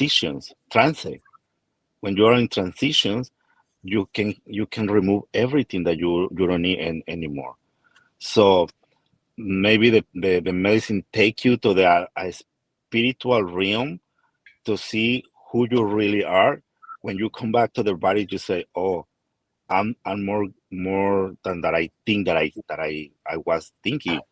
So when you realize that you know are living in the universe, you are the universe. You connect with your own love, express your own love, open your heart, and you say, "Well, I'm God. I know I have a history in this lifetime, but that's not me. That's only the part of my history in my whole life, because we are more than that we think, and we have to open our mind to see who really we are, because nobody tell us, oh, you are the universe. When you know that you are the universe, you can heal yourself. Whatever you have, you can heal it, with plans or no plans, just with the love, because we are love. We come from the love and we go to the love. But we are in these transitions, and we need the plants or the medicine to remember the love, the universe, that you are the divine. Oh. And this is only a experience, a human experience. Mhm. Yeah, and when you truly have remember that, then the purpose of taking medicine stops to exist. Right. Now, it doesn't mean that you're completely enlightened, right? Where like there's no more problems in life or anything like that, because the growth continues. This is a never-ending process of evolution, right, for the soul. And but once you get to a point of integration of a lot of the things that you awaken with medicine, then there'll be 6 months to a year that I don't take medicine anymore, right? you know 4 months with nothing, right? Like, but it's because to a certain level they become integrated in you. And so you want to connect with Bufo, then it's right there already with you. You want to connect to Mother Ayahuasca, introspection, you just close your eyes and message is right there, like her voice is right there, right? So the action of drinking, is unnecessary later on, which is also something that we want. Which abusing the medicine also is something that we take care of, right? People that want to come 2 3 times a month or something like that, we say, we're sorry, no. It's like we have an integration process that we have to make sure. But to your point before, when you were talking about you know that progress was from going from 7 times a year to 3 times a year, it is progress. We still have to recognize it. There's more time in between attempts, right, to completely end the deal. And obviously we're still dealing with heavy levels of darkness and hucha and depression and things like this. And what we want to see is not people just surviving, right, these attempts. We want to see is thriving, because that's what we want for ourselves, right? We want to thrive in every aspect of our life, so we want it for others too. And I do see your point of like, this is not quick enough, this is not effective enough, it's not fast enough, and all of that. I do agree with you, because obviously there's agendas, and this, right? There's agendas to push XY medication now that just came out, this big pharma company, and all of these things. And yes, we understand that even for that, the person that wants to submit to that, uh, there's a purpose to that. This is the science paradigm, right? Where we lose our power to someone else telling us what we need, what type of specific chemical compound we need to be happy or to be free or to whatever, right? And these paradigms, whether it is the science, politics, religion, economy, they're teachers. They're teachers that ultimately bring us down to the bottom of like, science is not helping. So then what do I need? I need to recover my power, and then I need to look for better answers, more natural answers. I need to connect to different types of wisdom that can facilitate a true healing that I am requiring, for example, right? So, but to the devil, we got to give it its due, right? And the fact of the matter is, as agenda filled and the whole thing, they do what they can with the freedom that they have. You know, they have a limited amount of freedom, so the amount of help that is going to be limited, right? It's not going to be a transcendental or healing ancestry or anything like that with traditional Western medicine. And so that's why there's an impulse from spirit calling a lot of people to this path, and specifically to me and to Manuel and everybody at Pachamama, that says like, we respect that, we respect those agendas, to each its own, But we can also offer something that it is more harmonious, right? And something that is grounded, something that it is real, that people can experience as healing. And you've mentioned a couple of times the concept of integration. And so when you go into a medicine, you're vibrating at a very high frequency. You are finally able to see what reality actually looks like. And then to make sure that this experience isn't just, I got high last weekend, there is an important part of this that needs to integrate back into your life. Can you talk about your approach to integration, the importance of it, and exercises that you specifically do to help people keep their vibration high and to maintain the things that they've learned and the new sense of self they have? Yeah, yeah, yeah. No, I mean, integration is the most important part of ceremony. The experience, anyone can go through it, but without integration, you're going to be requiring in 2 months, 3 months, 6 months, you're going to be back at square one, and you're going to require more medicine. And then the time frame starts to shorten to the point where people are requiring medicine every month. A lot of medicine. People are taking just a lot of medicine. That usually doesn't happen with us because of the designed process. The way that we engineered our retreats, it is meant to be more sustaining, because after ayahuasca, you are connected very deeply with an aspect of yourself that it is new, that it is fresh, that it is true, freedom, liberation from angers, forgiveness, all of these aspects that you're connected in that moment. Then we have ceremony number two with psilocybin, which establishes a biochemical, neurochemical baseline. And you know all of the research of Nino Santos of psilocybin that can help you create new pathways, right? And synapses, etc. So now, what baseline are you using to create those new pathways? So right after ayahuasca, that's the perfect time to come in with psilocybin to establish a new reality, neurochemically speaking, that I am going to have new filters that I can understand in this freedom, in this forgiveness, right? And so, in such a way, that is very different than a lot of different retreats that are out there. And then we close it with bufo, which is clarity, full clarity of yourself, of everything. And so that's the first thing. But then after that, the ego is still the ego. And if you have really deep unconscious subconscious patterns, because you're identified to a wound that your mom created when you were in the womb, when you were in gestation process of the 9 months, your mom truly felt and believed that tomorrow was to be afraid of, right? And so now you're born, you grow up, and you don't know where this fear of tomorrow comes from. Or she was abandoned when she was 2 3 years old, and you're still plugged to her breast taking her milk, and the milk is filled with anxiety of or like feelings of betrayal, and all sorts of different things, right? And those things can be so deeply buried that you might not be aware of. And this is where medicine comes in. Medicine shows us those instances so that we can understand, and we can go back to the roots, back to the origins, and then we heal it. But when we don't do that, we just maybe throw up, and it's like, oh, I forgive my mom, the whole thing. But there's not a true reconciliation with the whole picture of what took place, what was the purpose, what was the meaning, why did you sign up to that specific experience. And then you come out and you think like, well, I'm free. And then like all of a sudden you're walking by your home, and your wife gives you like this eerie look, and there's like, oh, like they again right there, yeah, you're going back to the same patterns, because there's a momentum in your whole life. There is a momentum of feeling betrayed, feeling abandoned, feeling rejected, feeling blah, blah, blah, blah, blah. And so we have all of this momentum of our life that ayahuasca comes and shows you, right? But it is your responsibility to stay in integrity with the lessons that you receive, the freedom.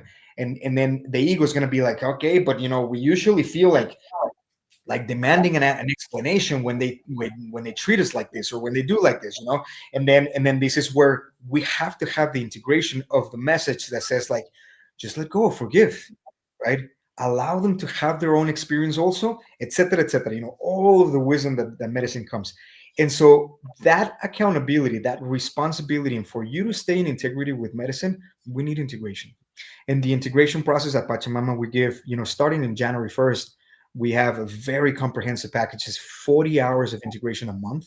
And this Manuel is offering Oponopono sessions 2 hours per week. Donnie's offering 2 hours of sacred rose healing meditations. I'm offering ritual classes and sessions. I'm offering IPOC. Yvonne is doing Vini Yoga and Yoga Nidra.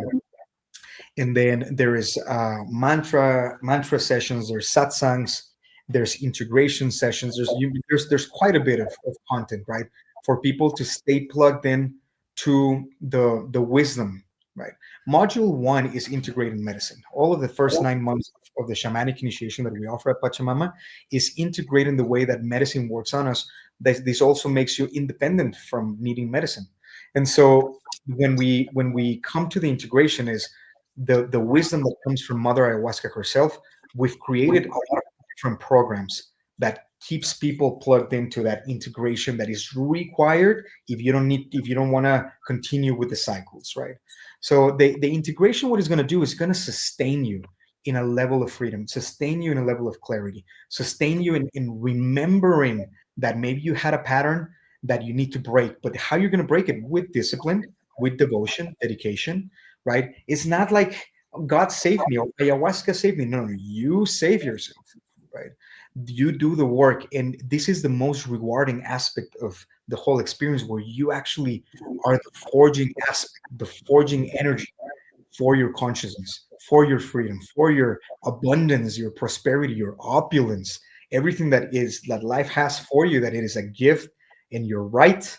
You work yourself to that step by step. That's a little bit of the integration. That's how important integration is you know No, that's brilliant. And in the work that I do, the integration is so critical because it is the work. It is the work. It's one thing to go into a space and go, I feel bliss. I love myself for the first time. My God, I'm actually lovable. And to keep that, to remember that, to integrate that into your life, that is where healing really happens. And I want to get into talking about shamanism here and the path to shamanism and what it is and everything like that. I wanted to get to a question here that was asked by Mike. Another facilitator told me that it is dangerous to sit with Bufo on the same weekend as Aya because of the MAIO in ayahuasca. I know you guys do it all the time, but is there any truth to that? Well, in my experience, no. And I'll get into my experience, but there's a whole practice here in Mexico, shamanic practice, that is called bufo huasca, right? And it's people take bufo before and then ayahuasca right after, or ayahuasca and then immediately right after they take bufo. It amplifies the experience, right? But it could be dangerous if you're sitting with people that are unexperienced. It could be dangerous with people that do not have a good relationship with each of the medicines, and that do not know. The way that we do it though is by the time that you take bufo, right, it's already been over 24 hours, right? So the MAOI starts to be degraded again because you're eating also. So it's not that you're having bufo immediately, but we've had ceremonies, right? Before, when I was training and studying, I I was in an ayahuasca session, and then my shaman is like, how good of a relationship you have with your bufo?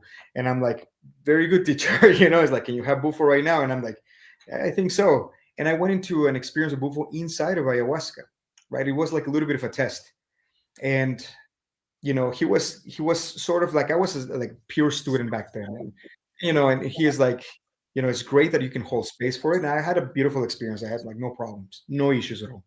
I facilitated this experience to people that understand the medicines and they have good relationships, and no problem, right?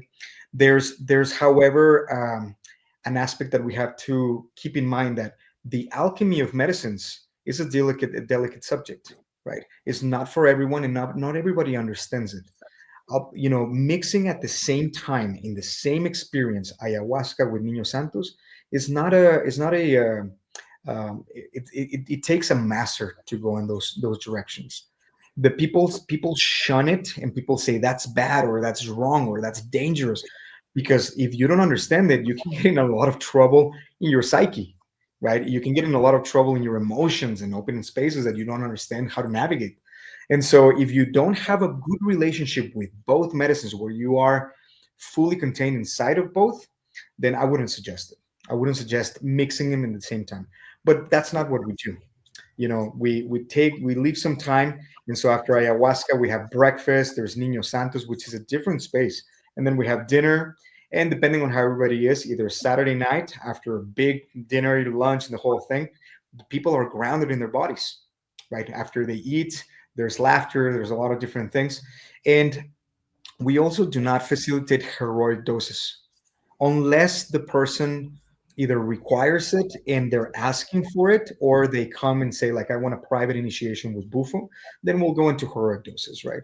We give enough for you to have an experience, which is what we're designing here for, which is understand, get clarity, accept everything that you are in divinity. Like, accept the fact that you are the cosmos, like Manuel says. You are that. I am that, right? And so understanding that and having that experience is you don't require an heroic dose of like a lot of medicine. It's a normal dose will do that. And so we do understand the concerns of people, and this is the way that we explain them. But ¿qué tendrías tú que decir en eso, Manuel? Well, it's hard to mix it. If you are a psychonaut with a lot of experience, it's okay. You can do whatever you want.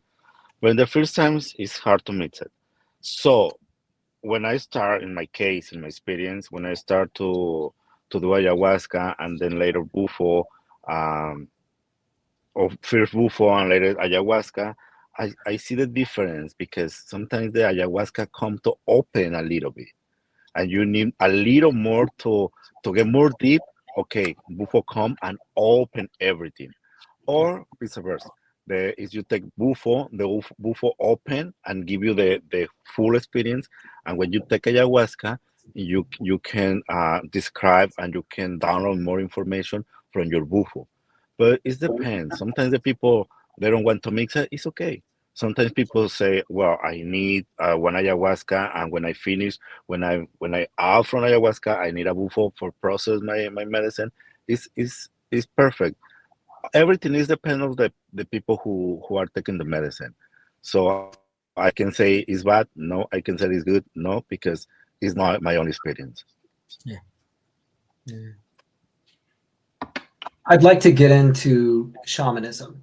Now, shamanism is something that is practiced in many, many different ancient cultures, many ancient cultures that never had contact with one another. There was a leader of a spiritual nature that had gifts, that had the ability to hold space, they had the ability to care for people and their spirits. And can you talk just broadly about shamanism and what it is and the kind of person that is called to do that? Well, shamanism is a word that New Age using for medicine people.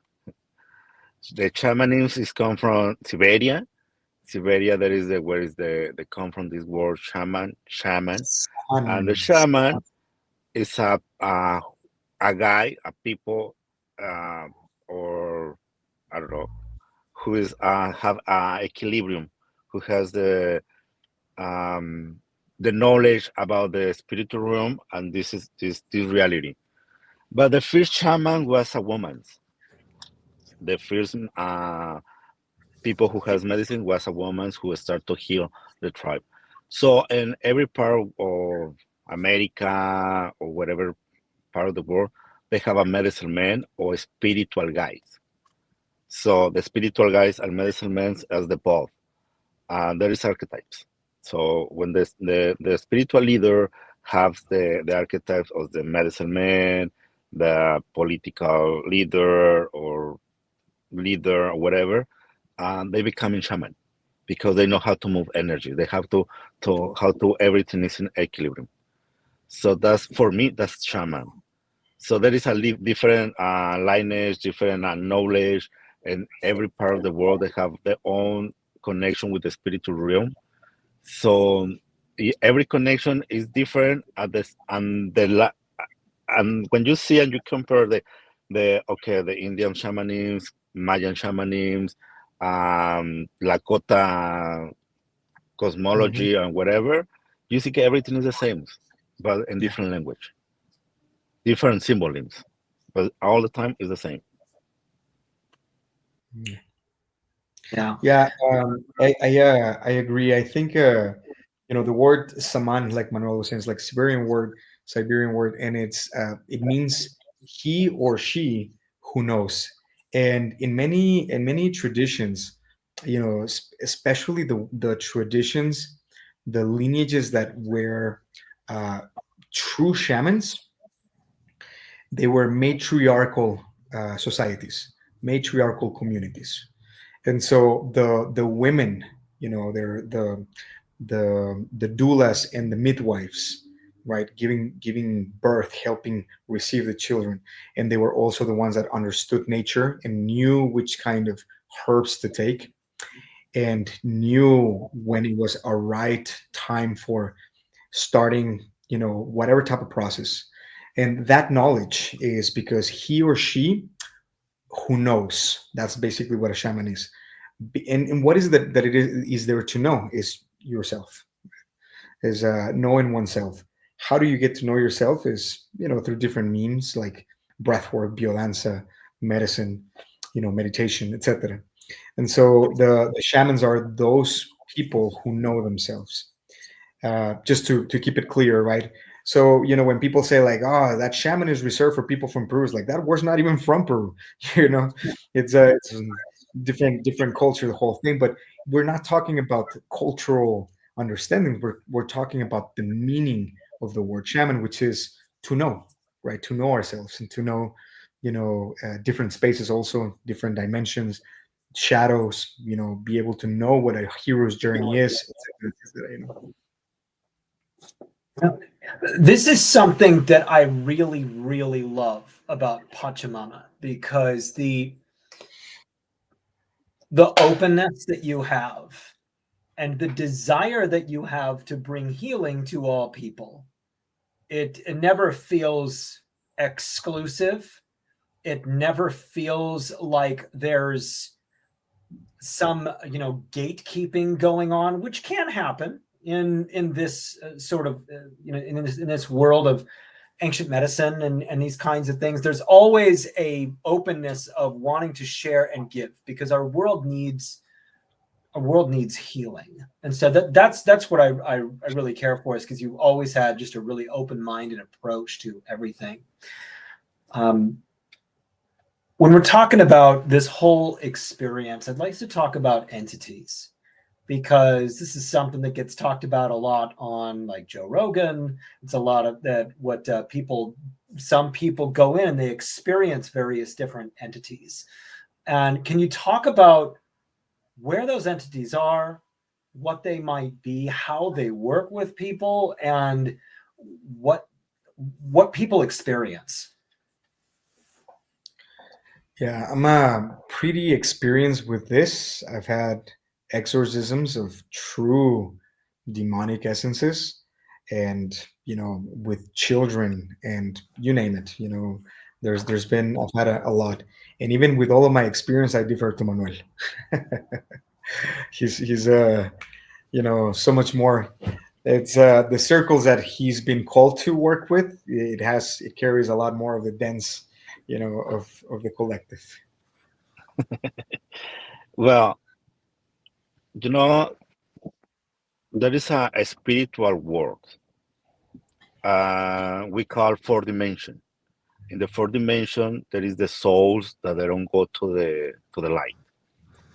But sometimes these kind of souls need to be fed. They need to eat. And what is the food for them? Emotions. And the emotions, low vibration emotions. They feed with the low emotion vibrations. and they start to eat these kind of emotions, and some point, some moment, they become dark spirits, and they become in demons, and start to they become and they're in evolution. Though sometimes when the people have a bad spirit, is because they open a portal. Maybe they do a playing with a Ouija, they call Ouija, Ouija board. with boards. Maybe they have a curse.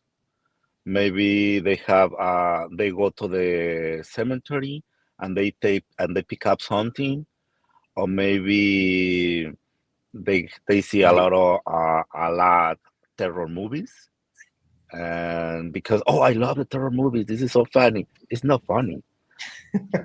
That is not funny because you are programming your unconsciousness. They go to the subconscious and they go into your unconscious. And when you take this kind of medicine, what you gonna see? The terror movies are real terror movies. So what happened when you open a portal with a Ouija? There is a low vibration entities come out, and they need a recipient. Who's the recipient? Your body, because they need to live. They have to live. They need to eat, and they eat the emotions. When you go to the medicine or this kind of retreats or this kind of ceremonies, you open your tear gland, you open your tear eyes, you open your visions, and what you Yeah. see, what is inside of you. We have a lot of demons, we have a lot of spirits, and we have a lot of voice in our heads, and it's speaking all the time. And our work is like a shamanism. Know yourself, know who you are. And when you start to see the spirits in yourself, you start to transmute them to the earth, to the elements. And when there's some demons coming, okay, sit with him or with her and ask what you want, what you need. All right, where you come from? You are mine, or you come from the other place? And the demons tell you whatever they need to tell to you, to because they only looking for one thing. They looking for liberation. And when you open the door to, okay, you want a liberation, I gonna give you whatever you want, but you go to the light.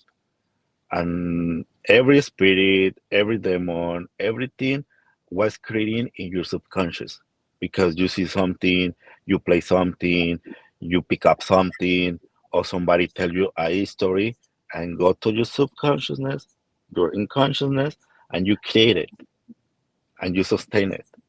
And when you go to the plant medicine retreat, open it, and you have to vomit it. Yeah. There's when I was I think it was like 18, 19 years old. I was studying in UTEP in El Paso, and I started playing with the Ouija board. I thought it was really cool, and interesting. And so it was a group of friends of ours, and I started, with the Ouija board, and it was moving, the whole thing, and it happens, right? It is a there's something to it, to the mechanic of it. It is opening because there's a lot to understand about the mechanics of how this can happen. It has to do with electromagnetic energy fields, where you are alone versus where you are with two or three people. It's kind of like what Yeshua used to say, where three or more gather in my presence, for my presence, something like this. So this electromagnetic field, it just opens up more of a bigger field. When there's no sacredness, when there's no respect, what comes is something adequate to the curiosity and the ancestral patterns and things like that, but always with the purpose of something better for the person experiencing. But I let something into my room, into my dorm at the I was living at the dorms at the university, and it was haunting me, like to the point, actually, well, I was using a little bit of Santa Maria, and I could feel this entity pushing me out of my body, like really pushing me, like possessing me.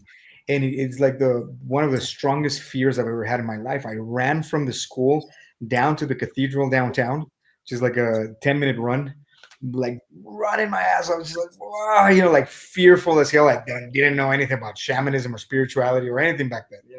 The only thing that I could say, like, please save me, was Jesus the Christ. And so I went to Jesus the Christ, and it was closed because it was midnight.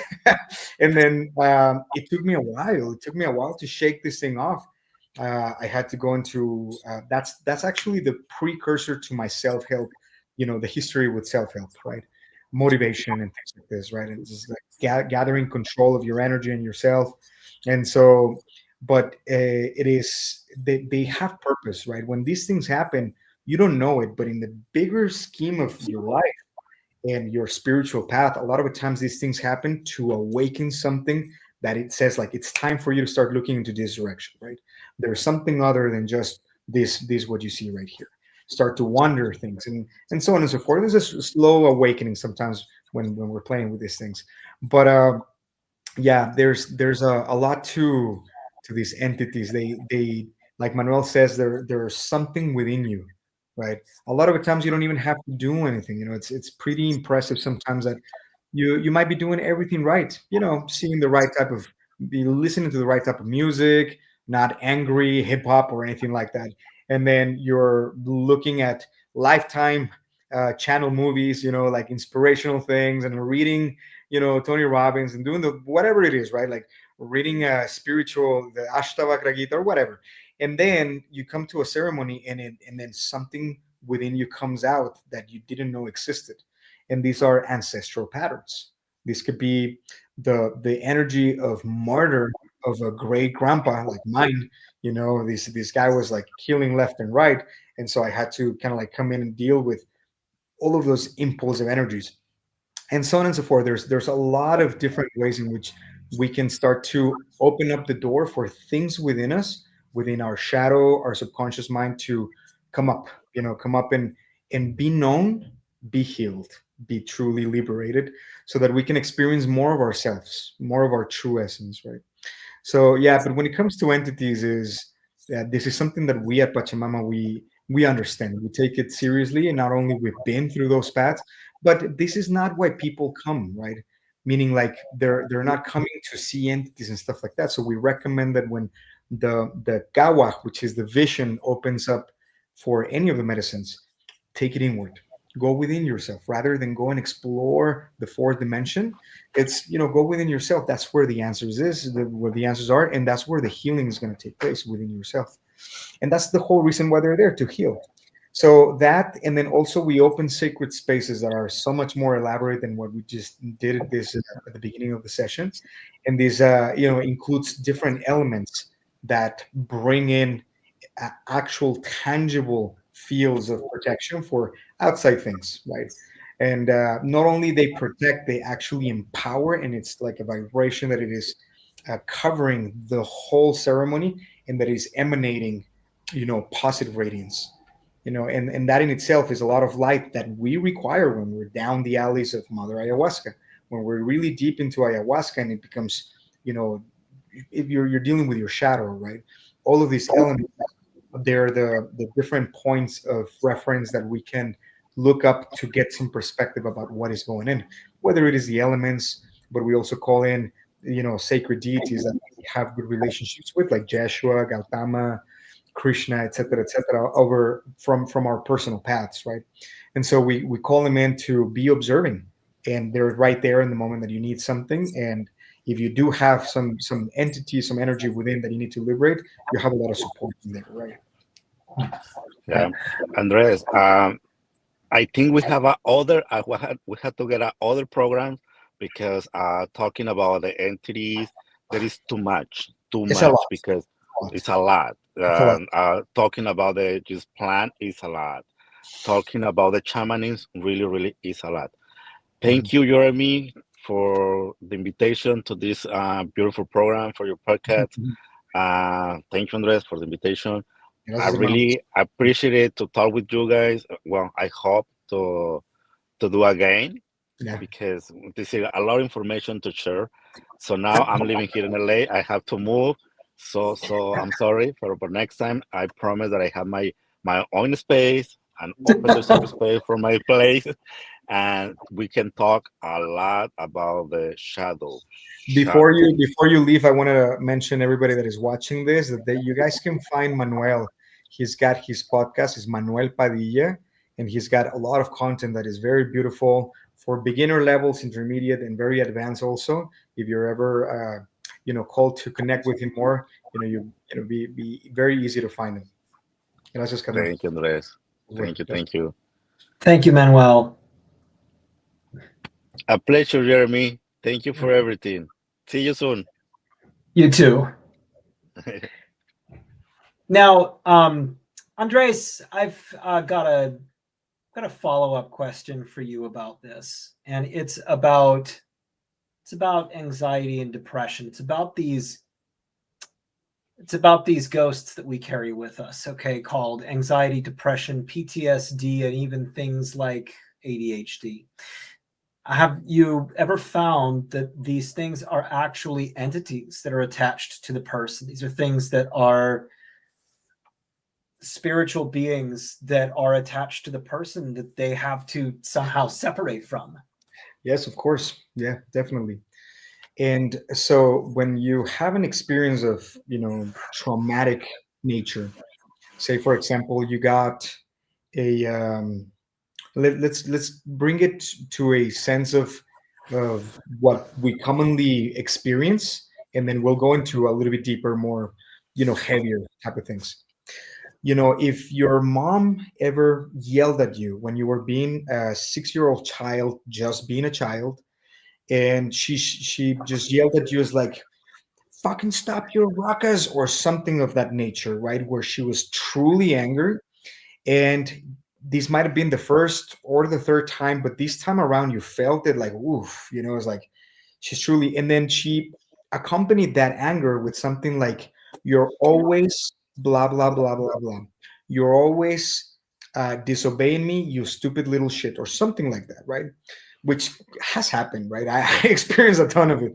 And so when something like that happens, right, immediately there's what we call an imprint. And the imprint is an idea. It starts as an idea that says like, okay, the person that loves me the most, and this is not a conscious process, by the way. It's very important to understand that this happens in the background. This happens at the subconscious level, and it's the ego, the ones that makes all of these adjustments through what it's experiencing. And so then the ego is saying, okay, the person that loves me the most, which is this woman that gave life to me, and I can understand that, and I love her with all of my being. She's my goddess, right? Because she created me. And so she's telling me that I am such and such, right? And so when we are children, we don't have the criteria or the discernment to say, okay, well, she's just angry and that has nothing to do with me. We take it in, we sponge it in. And then that idea starts to be played again and again, and especially if they're consistently telling you this, subduing and reducing your value, then all of this starts to be reinforced and reinforced, and the point of that thought becomes a belief, right? And then the belief you might be aware of by because you say it, right? You say like, I'm always fucking things up, or something like that, right? Like you mentioned that you used to speak heavily towards yourself. These are the roots of it. And so and I experienced it, and a lot of people experience it. And so what ends up happening is then this belief is an energy, because now it becomes an essential part of who I am. It becomes my identity. And so this identity is me as this little shit that always messes things up, that is disobedient, that does not listen, etc., etc. And that has a ton of implications. When I'm listening to someone, I'm not truly listening. Now, people have a lot of problems with ADD and ADHD, and of course it's genetic, and there's a lot to it, right? But people that have been told that they suck at something, they're very stupid, they have a really hard time with like life, learning new things and growing, right? I had a partner, many years back. She was told by her parents consistently that she was an idiot, and this is how she felt about herself. And whenever I would say something like, hey, this is not right, she would be like, but you're telling me that I'm a fucking stupid asshole. And like, wait. He's like, hold on. He's like, I'm not saying any of that. Like, take it easy. He's like, and this triggers is because she's identified to that. And now we create a filter that sees myself as stupidity, being perceived by the world as stupidity, right? As stupid or something. And so that right there, these filters, you can call them filters, but they're like, fields of energy, little filaments of energy that they're not just basically what you perceive, it's also coherent with how you feel about yourself. And they're one to one. What you see in the world is also how you feel about yourself.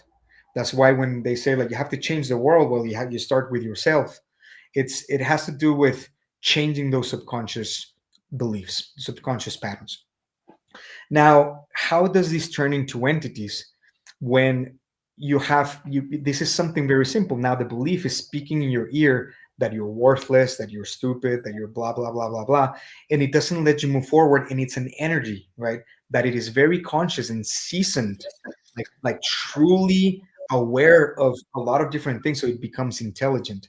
And Eckhart Tolle calls it entities, right? These thought forms that are, you can see them as thought forms. They're very logical and they're right because they are coherent with my experience of me being an idiot, right, because after they told me, then I started perceiving myself at that, and then now I cannot learn, and then experience takes place. Life happens where I cannot learn, and I cannot learn this, and I cannot learn that, and I cannot learn how to drive, and I crash, and then now it's just being me being coherent with what someone told me. And so I'm not talking about autism. I'm not talking about people with true deficiencies and things like that. That's a different story, but it also has its root on a very subtle energy contracts that we come in to reconcile in this lifetime. That involves a lot of people sometimes.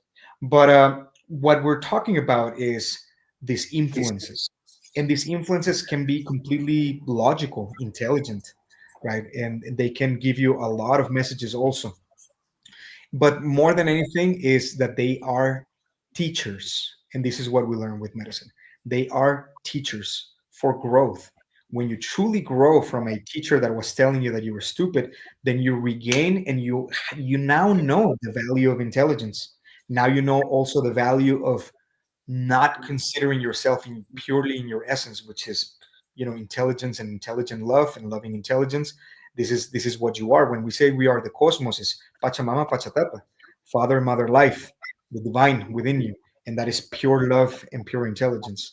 And so, for me to consider myself anything other than my essence, there's something else influencing me. And so now, when we take it more into a more chaotic sense of entities, think about it, not that she was not telling you that you were an idiot, but she was actually abusing you sexually or abusing you physically consistently, right? So then there's this sense of like, I cannot, there's betrayal, right? There's rejection. And with the violence that comes with it, that betrayal and that rejection becomes aggressive in your filters. And now you have an energy that is looking for who in life is going to betray you. And so there's this energy within me that is telling me that mother beep beep beep, is, it looks exactly the same like my dad, and he used to hit me. So this guy is also an asshole, right?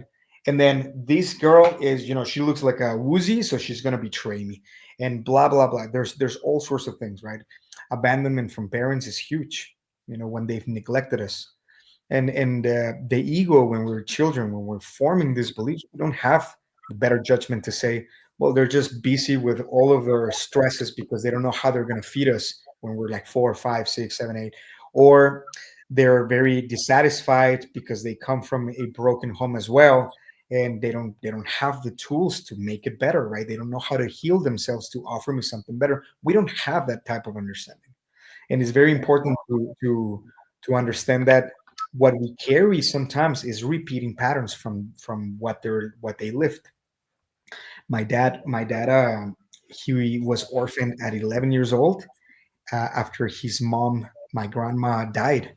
And when she died, it had been 3 years before my grandpa abandoned them, and he was always very violent. In fact, actually, they say like my aunts and great aunts, they all say that my grandmother died because of all of the physical, abuse that she would receive from my grandpa. And my grandpa had another family somewhere else, and so That's that right there. My dad, think about it, right? It's like 10, 11 years old. And then the guy that should be your protector dies. I mean, leaves, abandons you. So there's no protection from the masculine. And then the woman who is your love, the one that, forms you and guides you and nurtures you, dies. One abandons and one dies. It's abandonment all over, right? And so there's what do you expect from life? And so then it's been, years, decades of therapy, for him to be able to start to realize this sense of abandonment. And he's a psychotherapist, and he's got like businesses where he's got like he's got rehab centers now. He helps people get out of all of that, but it took him a long, long, long, long time of introspecting about his abandonment issues. But this is the kind of household that I was born with. And then when I come to ayahuasca, then I start to see that, okay, abandonment, okay, how does it feel? What is it? And then at the beginning, it's just like understanding it as something that is taking place within, not so much as something that I am. But at the beginning stages, there's none of that. It's just like I'm feeling I am abandoned. Like, "Whoa," when you once you go into the medicine, it's like, okay, there was an abandonment experience, right? And then you start to awaken from these influences that we carry. Now, how they start to turn violent or super super dense, it can be anywhere from obsessiveness, compulsiveness, and being also reinforced by other things outside that are negative, like for example negative ideas about how being in service to the devil or Satan is better, right? Demons, things like that. And some people are you get to that point, right? There's no other resource that they can. Life has betrayed them. My mom died, my dad died, like all of this. My dad used to rape me, and very, very difficult things like this. And so when it comes to healing from this, it's not easy. It takes a lot of devotion, to your own healing, because one ayahuasca is not going to be enough. Two ayahuascas might not be enough, to start uncovering the layers of how is it that I am identified to this abuse, to this neglect, to this abandonment, and I am a byproduct of all of that. I cannot see anything else except that when it's at the beginning stages. So it does take a little bit of medicine. It takes someone experienced, someone that has gone through those stages to help people wake up from those, right? And those are heavy trauma. And we have Kendall that is dealing with people with PTSD and people with like heavy trauma. She specializes in, and this is her calling, of course. And there's other people that sometimes call us like, I have a demon inside of me. It comes and like it feels like it's crazy. And then Manuel and myself will take care of those, and so on and so forth. Right? Everybody has a little bit of a calling to different energies and resolving different things. Sometimes we go into medicine, and if I'm in Bufo and I'm dealing with an entity that has possession over, or maybe not 100% possession, but in the medicine it is. I'm speaking to the entity. I'm speaking to this, entity one to one, and the entity expresses itself fully, right? And it's nothing but the wound. It is a very intelligent, logical, rational wound that you can say, like also like the inner child, but the face does transform when they're speaking. It's not the person that it's something else, right? It is this deformity, really, the deformation of understanding, of clarity, and who what the truly essence is. So yeah, we do understand that there are things like this out there. There's also things like this trapped in the fourth dimension, right? Souls that have not been able to evolve.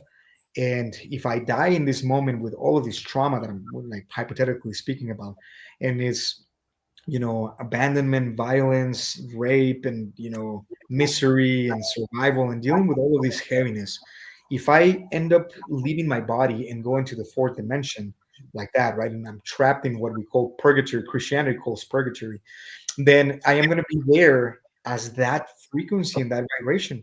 And you got to understand that in the grand scheme of existence, time is really not so important, right? And it's not so they call it eternity, but it's eternity for humans. In outside, in a different dimension, is a different way of experiencing your presence in your life. So, for us, it might be like, holy shit, it's like for eternity. It's like, what even is that, right? It's hard to even put a meaning to that. And so there's quite a bit of things out there, right? From genocides of Jewish people to Native Americans to Mexicans to all sorts of things, that people that are not realized in themselves, and they end up dying because of heavy trauma. And a lot of people do not choose, a lot of these souls do not choose to reincarnate and start all over again. They need, like, they have like a sense of injustice that keeps them trapped in those spaces, right? And it's like someone has to do right by me, and I'm not really ready to let go of this pain. And then that's the souls being trapped in different dimensions. Also, it's a pretty in-depth conversation. It's not a first timers type of talk, of course, right? But it's not, and there's like 1,000 different directions that we could go. But you actually kind of landed at a very, very interesting space here, because we're living at a time in our world where it feels like the teeth are loose in our civilization. It feels like there's a turning that's happening. It feels like there is a major change that is about to occur. And Yes. I don't know that any of us are sure whether it's going to be a war or a major change in the values of our civilization. There's certainly these things that are becoming known. The things that were at some point deemed conspiracy theories are now being seen as the truth of things, and more of that is to come. When you're talking about this major fourth dimension, and we're talking about it on a macro level, we're talking about our civilization, we're talking about all of us little human beings in this civilization. What role do you see all of that those entities and beings that we don't interface with face to face, but they're there, are having an effect on the world that we're living in right now? This kind of world of chaos, and this world of mental illness, and this world of rage and anger and everything. What role is that all playing in this? I mean, it really does depend on the type of being. The fourth dimension is not just negative things. In the fourth dimension, you also have very evolved, intelligent beings. There's very, very old, from previous civilizations of humanity, right, before ice ages, beings that exist in the fourth dimension also, right? They call them fairies. They call them all sorts of things, right? And there's a lot of these entities is positive, actually. So really, you want to take a look at a few things, right? Like when you're talking about war, is this is like out of the planet. There's like an outlier that has made that person, whether it is Putin or whoever, right? It's to make the bad guy, to be the bad guy. How many years we've hated communism, socialism, and we made them to be the bad guys, right? And then we project this in big screens. And instead of looking at horror movies, we're looking at the evil, the people that are bad, that are mean. And then we dehumanize, right, the consciousness of our brothers and sisters, and we project to them that they are the bad ones, right? This is obviously speaking about spirituality more in sense of Christ consciousness and the way that this operates. But the entities themselves is they do exist, but they do need you or me or anyone to be able to continue serving a purpose. Because if they were not able to heal themselves in this tangible, which is the easiest, you're right, because you have bodies, you have speech, you have discernment, you have things that you can wake up to. Over there, if you didn't make it in this sense, it's going to be very difficult for you to continue evolving in the fourth dimension. This is actually shamanic understanding from the Andes. If you didn't make it in this dimension, it's going to be very difficult for you to make it in the fourth. It doesn't mean that it's impossible, but much more difficult because it's a whole different new reality that you have to understand from the get-go, right? And so there's a when we're talking about four-dimensional entities and beings, I'm not quite so sure that they're playing a role more important than what other humans are playing a role in, right? Now, when you're talking about the influence, they are influencing the people who have the agendas and they're creating the world, the wars, and so on and so forth. It could be, right? But I would bet more on the persons, on the specific person's shadow and work that they have to do, more than, because it's very, very, very, very tiny percent of the people who are creating these major things. Very tiny percent of people that have worked with Ouija boards, for example. It's more of their ancestral baggage. It's more of the ancestral shadow, and also their own unreconciled experiences in this life, right? That's what influences at the largest scale. What we're dealing with when I'm working with any shadow that I have to heal, and this applies to everyone. Whenever we have any shadow that we have to heal, it is not so much the influence for external ones. And this is what Manuel said. Everything begins in our subconscious beginning, right? It doesn't begin outside of me, it begins within me. Another way to understand it is your point of attraction. You have a consciousness of your point of attraction, but it is small compared to the vastness that you don't understand from your subconscious mind, and that in itself has a point of attraction also. And then all of a sudden, something happens to you, and you're like, "I why is this thing happening?" It's like, well, it's like, look at yourself. You have to understand how is it that you attracted that first. And so, keeping this in mind, then we see that the point of attraction that is inside, it is not as influenced as from four-dimensional entities and being souls that are trapped, as much as my own choices and my own heritage, my own lineage, ancestry, and things like this, right?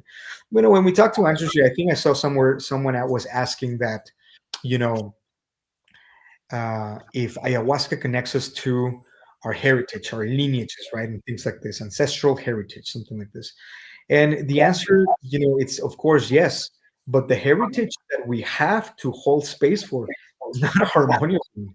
Look back 100 years, look back 2, 3, 4, 500 years. What was the state of the world then, right? So you can see that your lineages before you, they were not as harmonious as you are right now. Even though you might want to say like, well, no, it's the answer. Like, for example, Native Americans, they honor the ancestors, but it is misunderstood that they honor everything about the ancestor.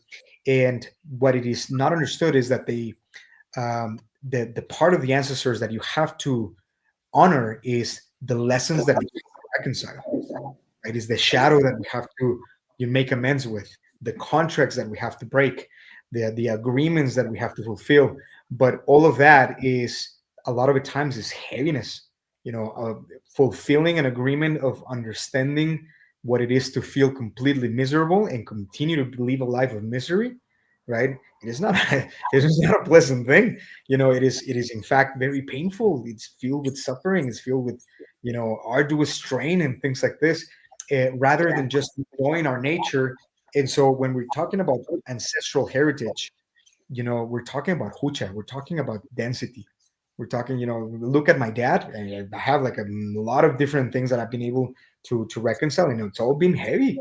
With my grandpa, the same thing with my great grandpa, Pancho Villas. You can imagine, like the guy was killed at 33, 34 years old. It's you can imagine, the level of chaos that you would have to generate to receive death, for someone to kill you. It's hucha, right? It's and this is the state of the world. And so what we're looking at right now on the planet, it is nothing more a reckoning. It's coming to terms with everything that we have had. And this is where we are going to either make it or break it. And I include myself in that make it or break it, because I'm part of the collective also, the same like you. We are part of a species. As much as we have a soul, and maybe you've been a Pleiadian before, and you've been all sorts of other type of beings in the vastness of the cosmos and time. You right now, at this point, we are, and there's a connection to the species of humanity that makes us part of this collective, right? And so making it or breaking it as a species, I do have immense faith. I think that when it comes to the point of it, as a species, we have more heart, right? More love. This is what I see in you. This is what I see in every participant that is coming. When I see the world and the chaos and the wars and like all of these things, what I see is just an attempt, very very ignorant attempt to reconcile themselves, to survive, to thrive, right? Very very chaotic, but really what every human being is looking for, is love. And this is what Manuel said also, we're all looking for that, and you can say like, well, not at the expense of abuse, of course not, but that's all they have, right? Because their demands and their survival depends on other territories, resources, and things like that. There's a good, really good geopolitician that I like. He speaks very clearly about the ins and outs of the wars and things like that, to not make ungrounded um, theories and assessments of what is taking place. So when you understand it from what is happening, when you understand the wars from the need of survival because of lack of resources or things like that, then you can see that they're fighting for their lives, right? They're fighting for, and obviously, you could say like, no, it's like the Ukrainians that are dying and the Russians that are dying, they don't want to fight, right? Yes, I understand, but the leadership does, and the leadership sees more than the community, right? The more than the people. In this case, Putin is not stupid, right? He understands that if he doesn't win this war, he's doing everything that he can with the last wit, then there's going to be a his whole empire, the whole thing of Russia is got 10 years left at the most, if that. And there's a lot of data to support this understanding, whether we want to resonate or not. The whole point of this in shamanism is, which perspectives are you using that is keeping your peace intact, right? What kind of perspectives and visions are you holding that is keeping, that makes sense, of course, right? First and foremost, it's got to be logical. And then the second thing is it making a difference in your peace? And the way that I see it is, we got a long road ahead. We got more to come. We got more of a lot of different things, from famine to, you know and this is when these are the wake up calls, for the whole of humanity as a collective, to say, like, okay, we got to do something different. The same way that I go to ayahuasca when I had enough of my anger, I had enough of my whatever it is, and I come and it's like, okay, I've had enough of my stupid little mind, because they told me that I was stupid, and then my mother ayahuasca is like, come here, baby, you're not stupid, you've never been. And so in a similar way, humanity is going through that process of awakening.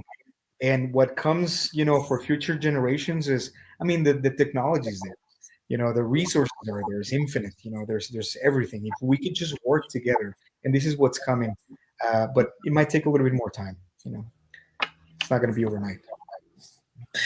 But all of the ways in which you swerved and all of that, it was really wonderful. And it kind of builds up into another question, because we're talking about ancient things. We're talking about ancient civilizations, and that consciousness still existing around us, inside of us. Yes. And we're also talking about something that Solace brought up here. Have you had experience with extraterrestrial beings that came through? And I can tell you that I have another friend right now who is having a lot of these experiences. And as she goes particularly into Bufo, she's having these experiences, and it's something that is actually quite a comfort to her in the way that they are speaking with her. And she's had very specific experiences of actually being in a spaceship with them, and them showing her things. And so what are your experiences?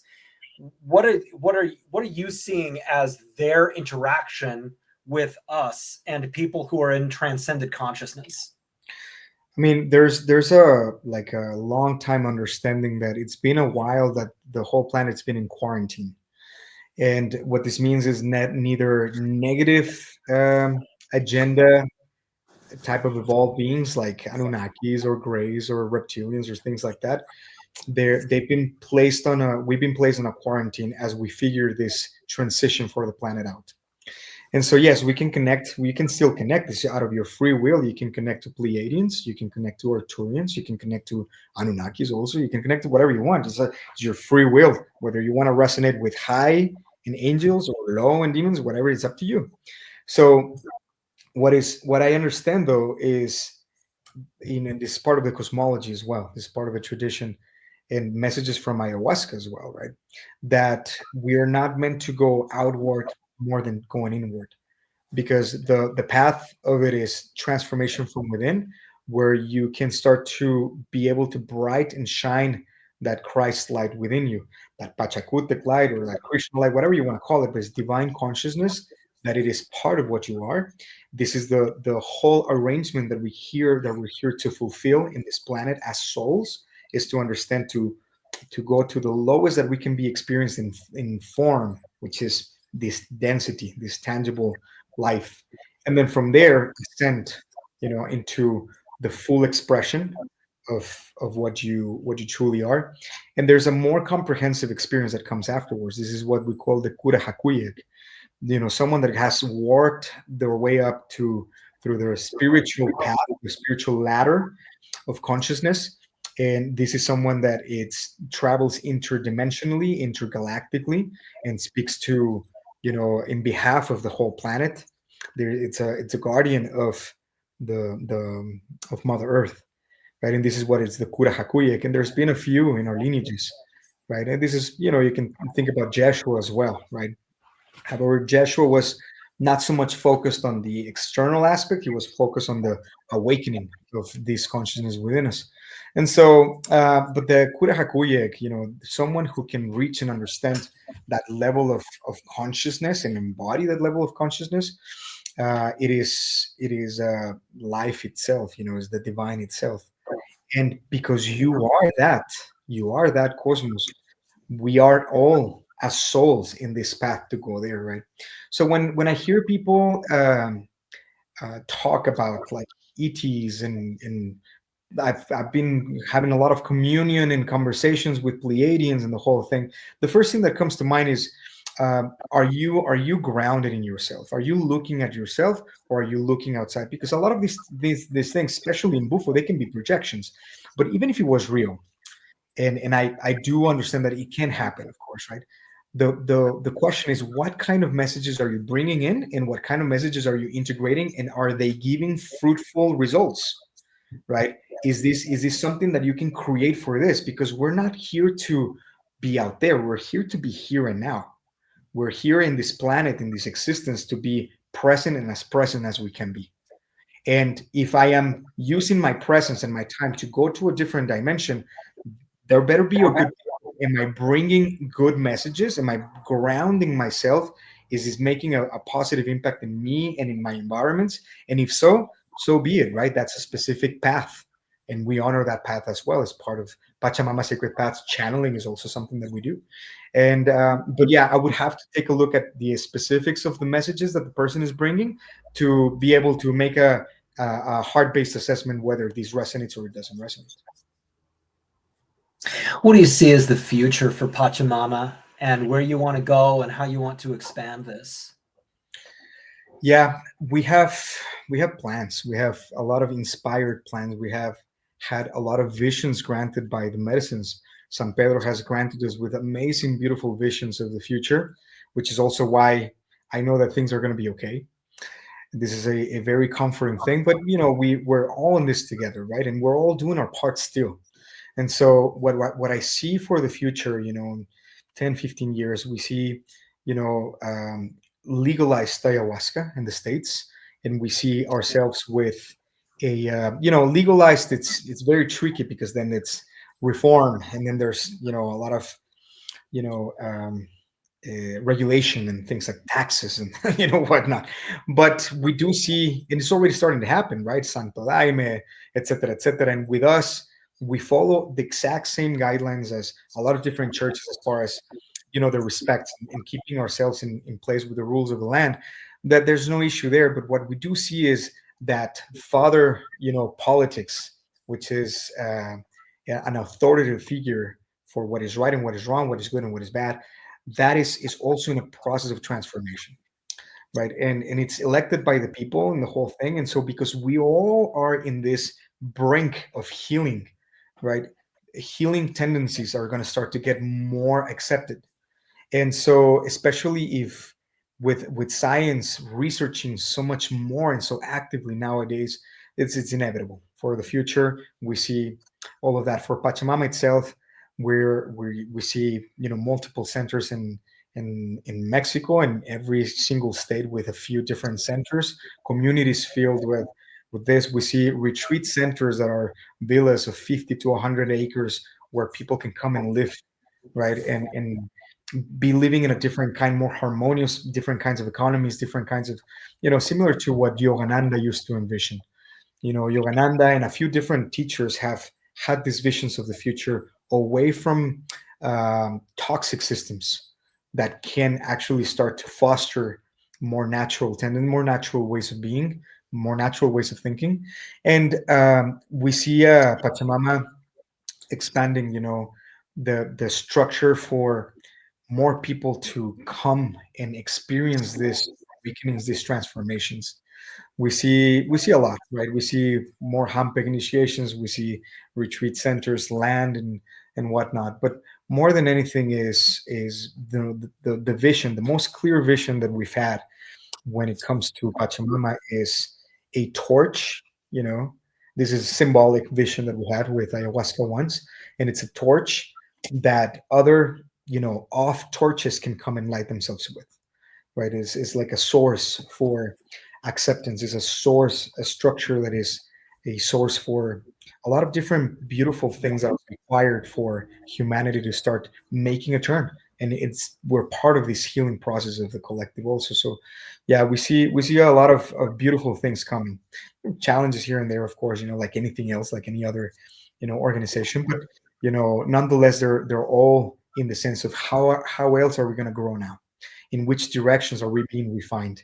You know, what other needs are the collective specific needs, are the collective demanding, right? And all of this is how we start to expand. So yeah, we see a bright future, brother. We see, you know, more people like you coming to these retreats and taking with themselves what you have been able to take, and then continuing at the rhythm, right? More people also listening to this call to start creating bigger waves that actually start to accelerate the healing process and makes it a lot easier rather than chaotic and catastrophic, right?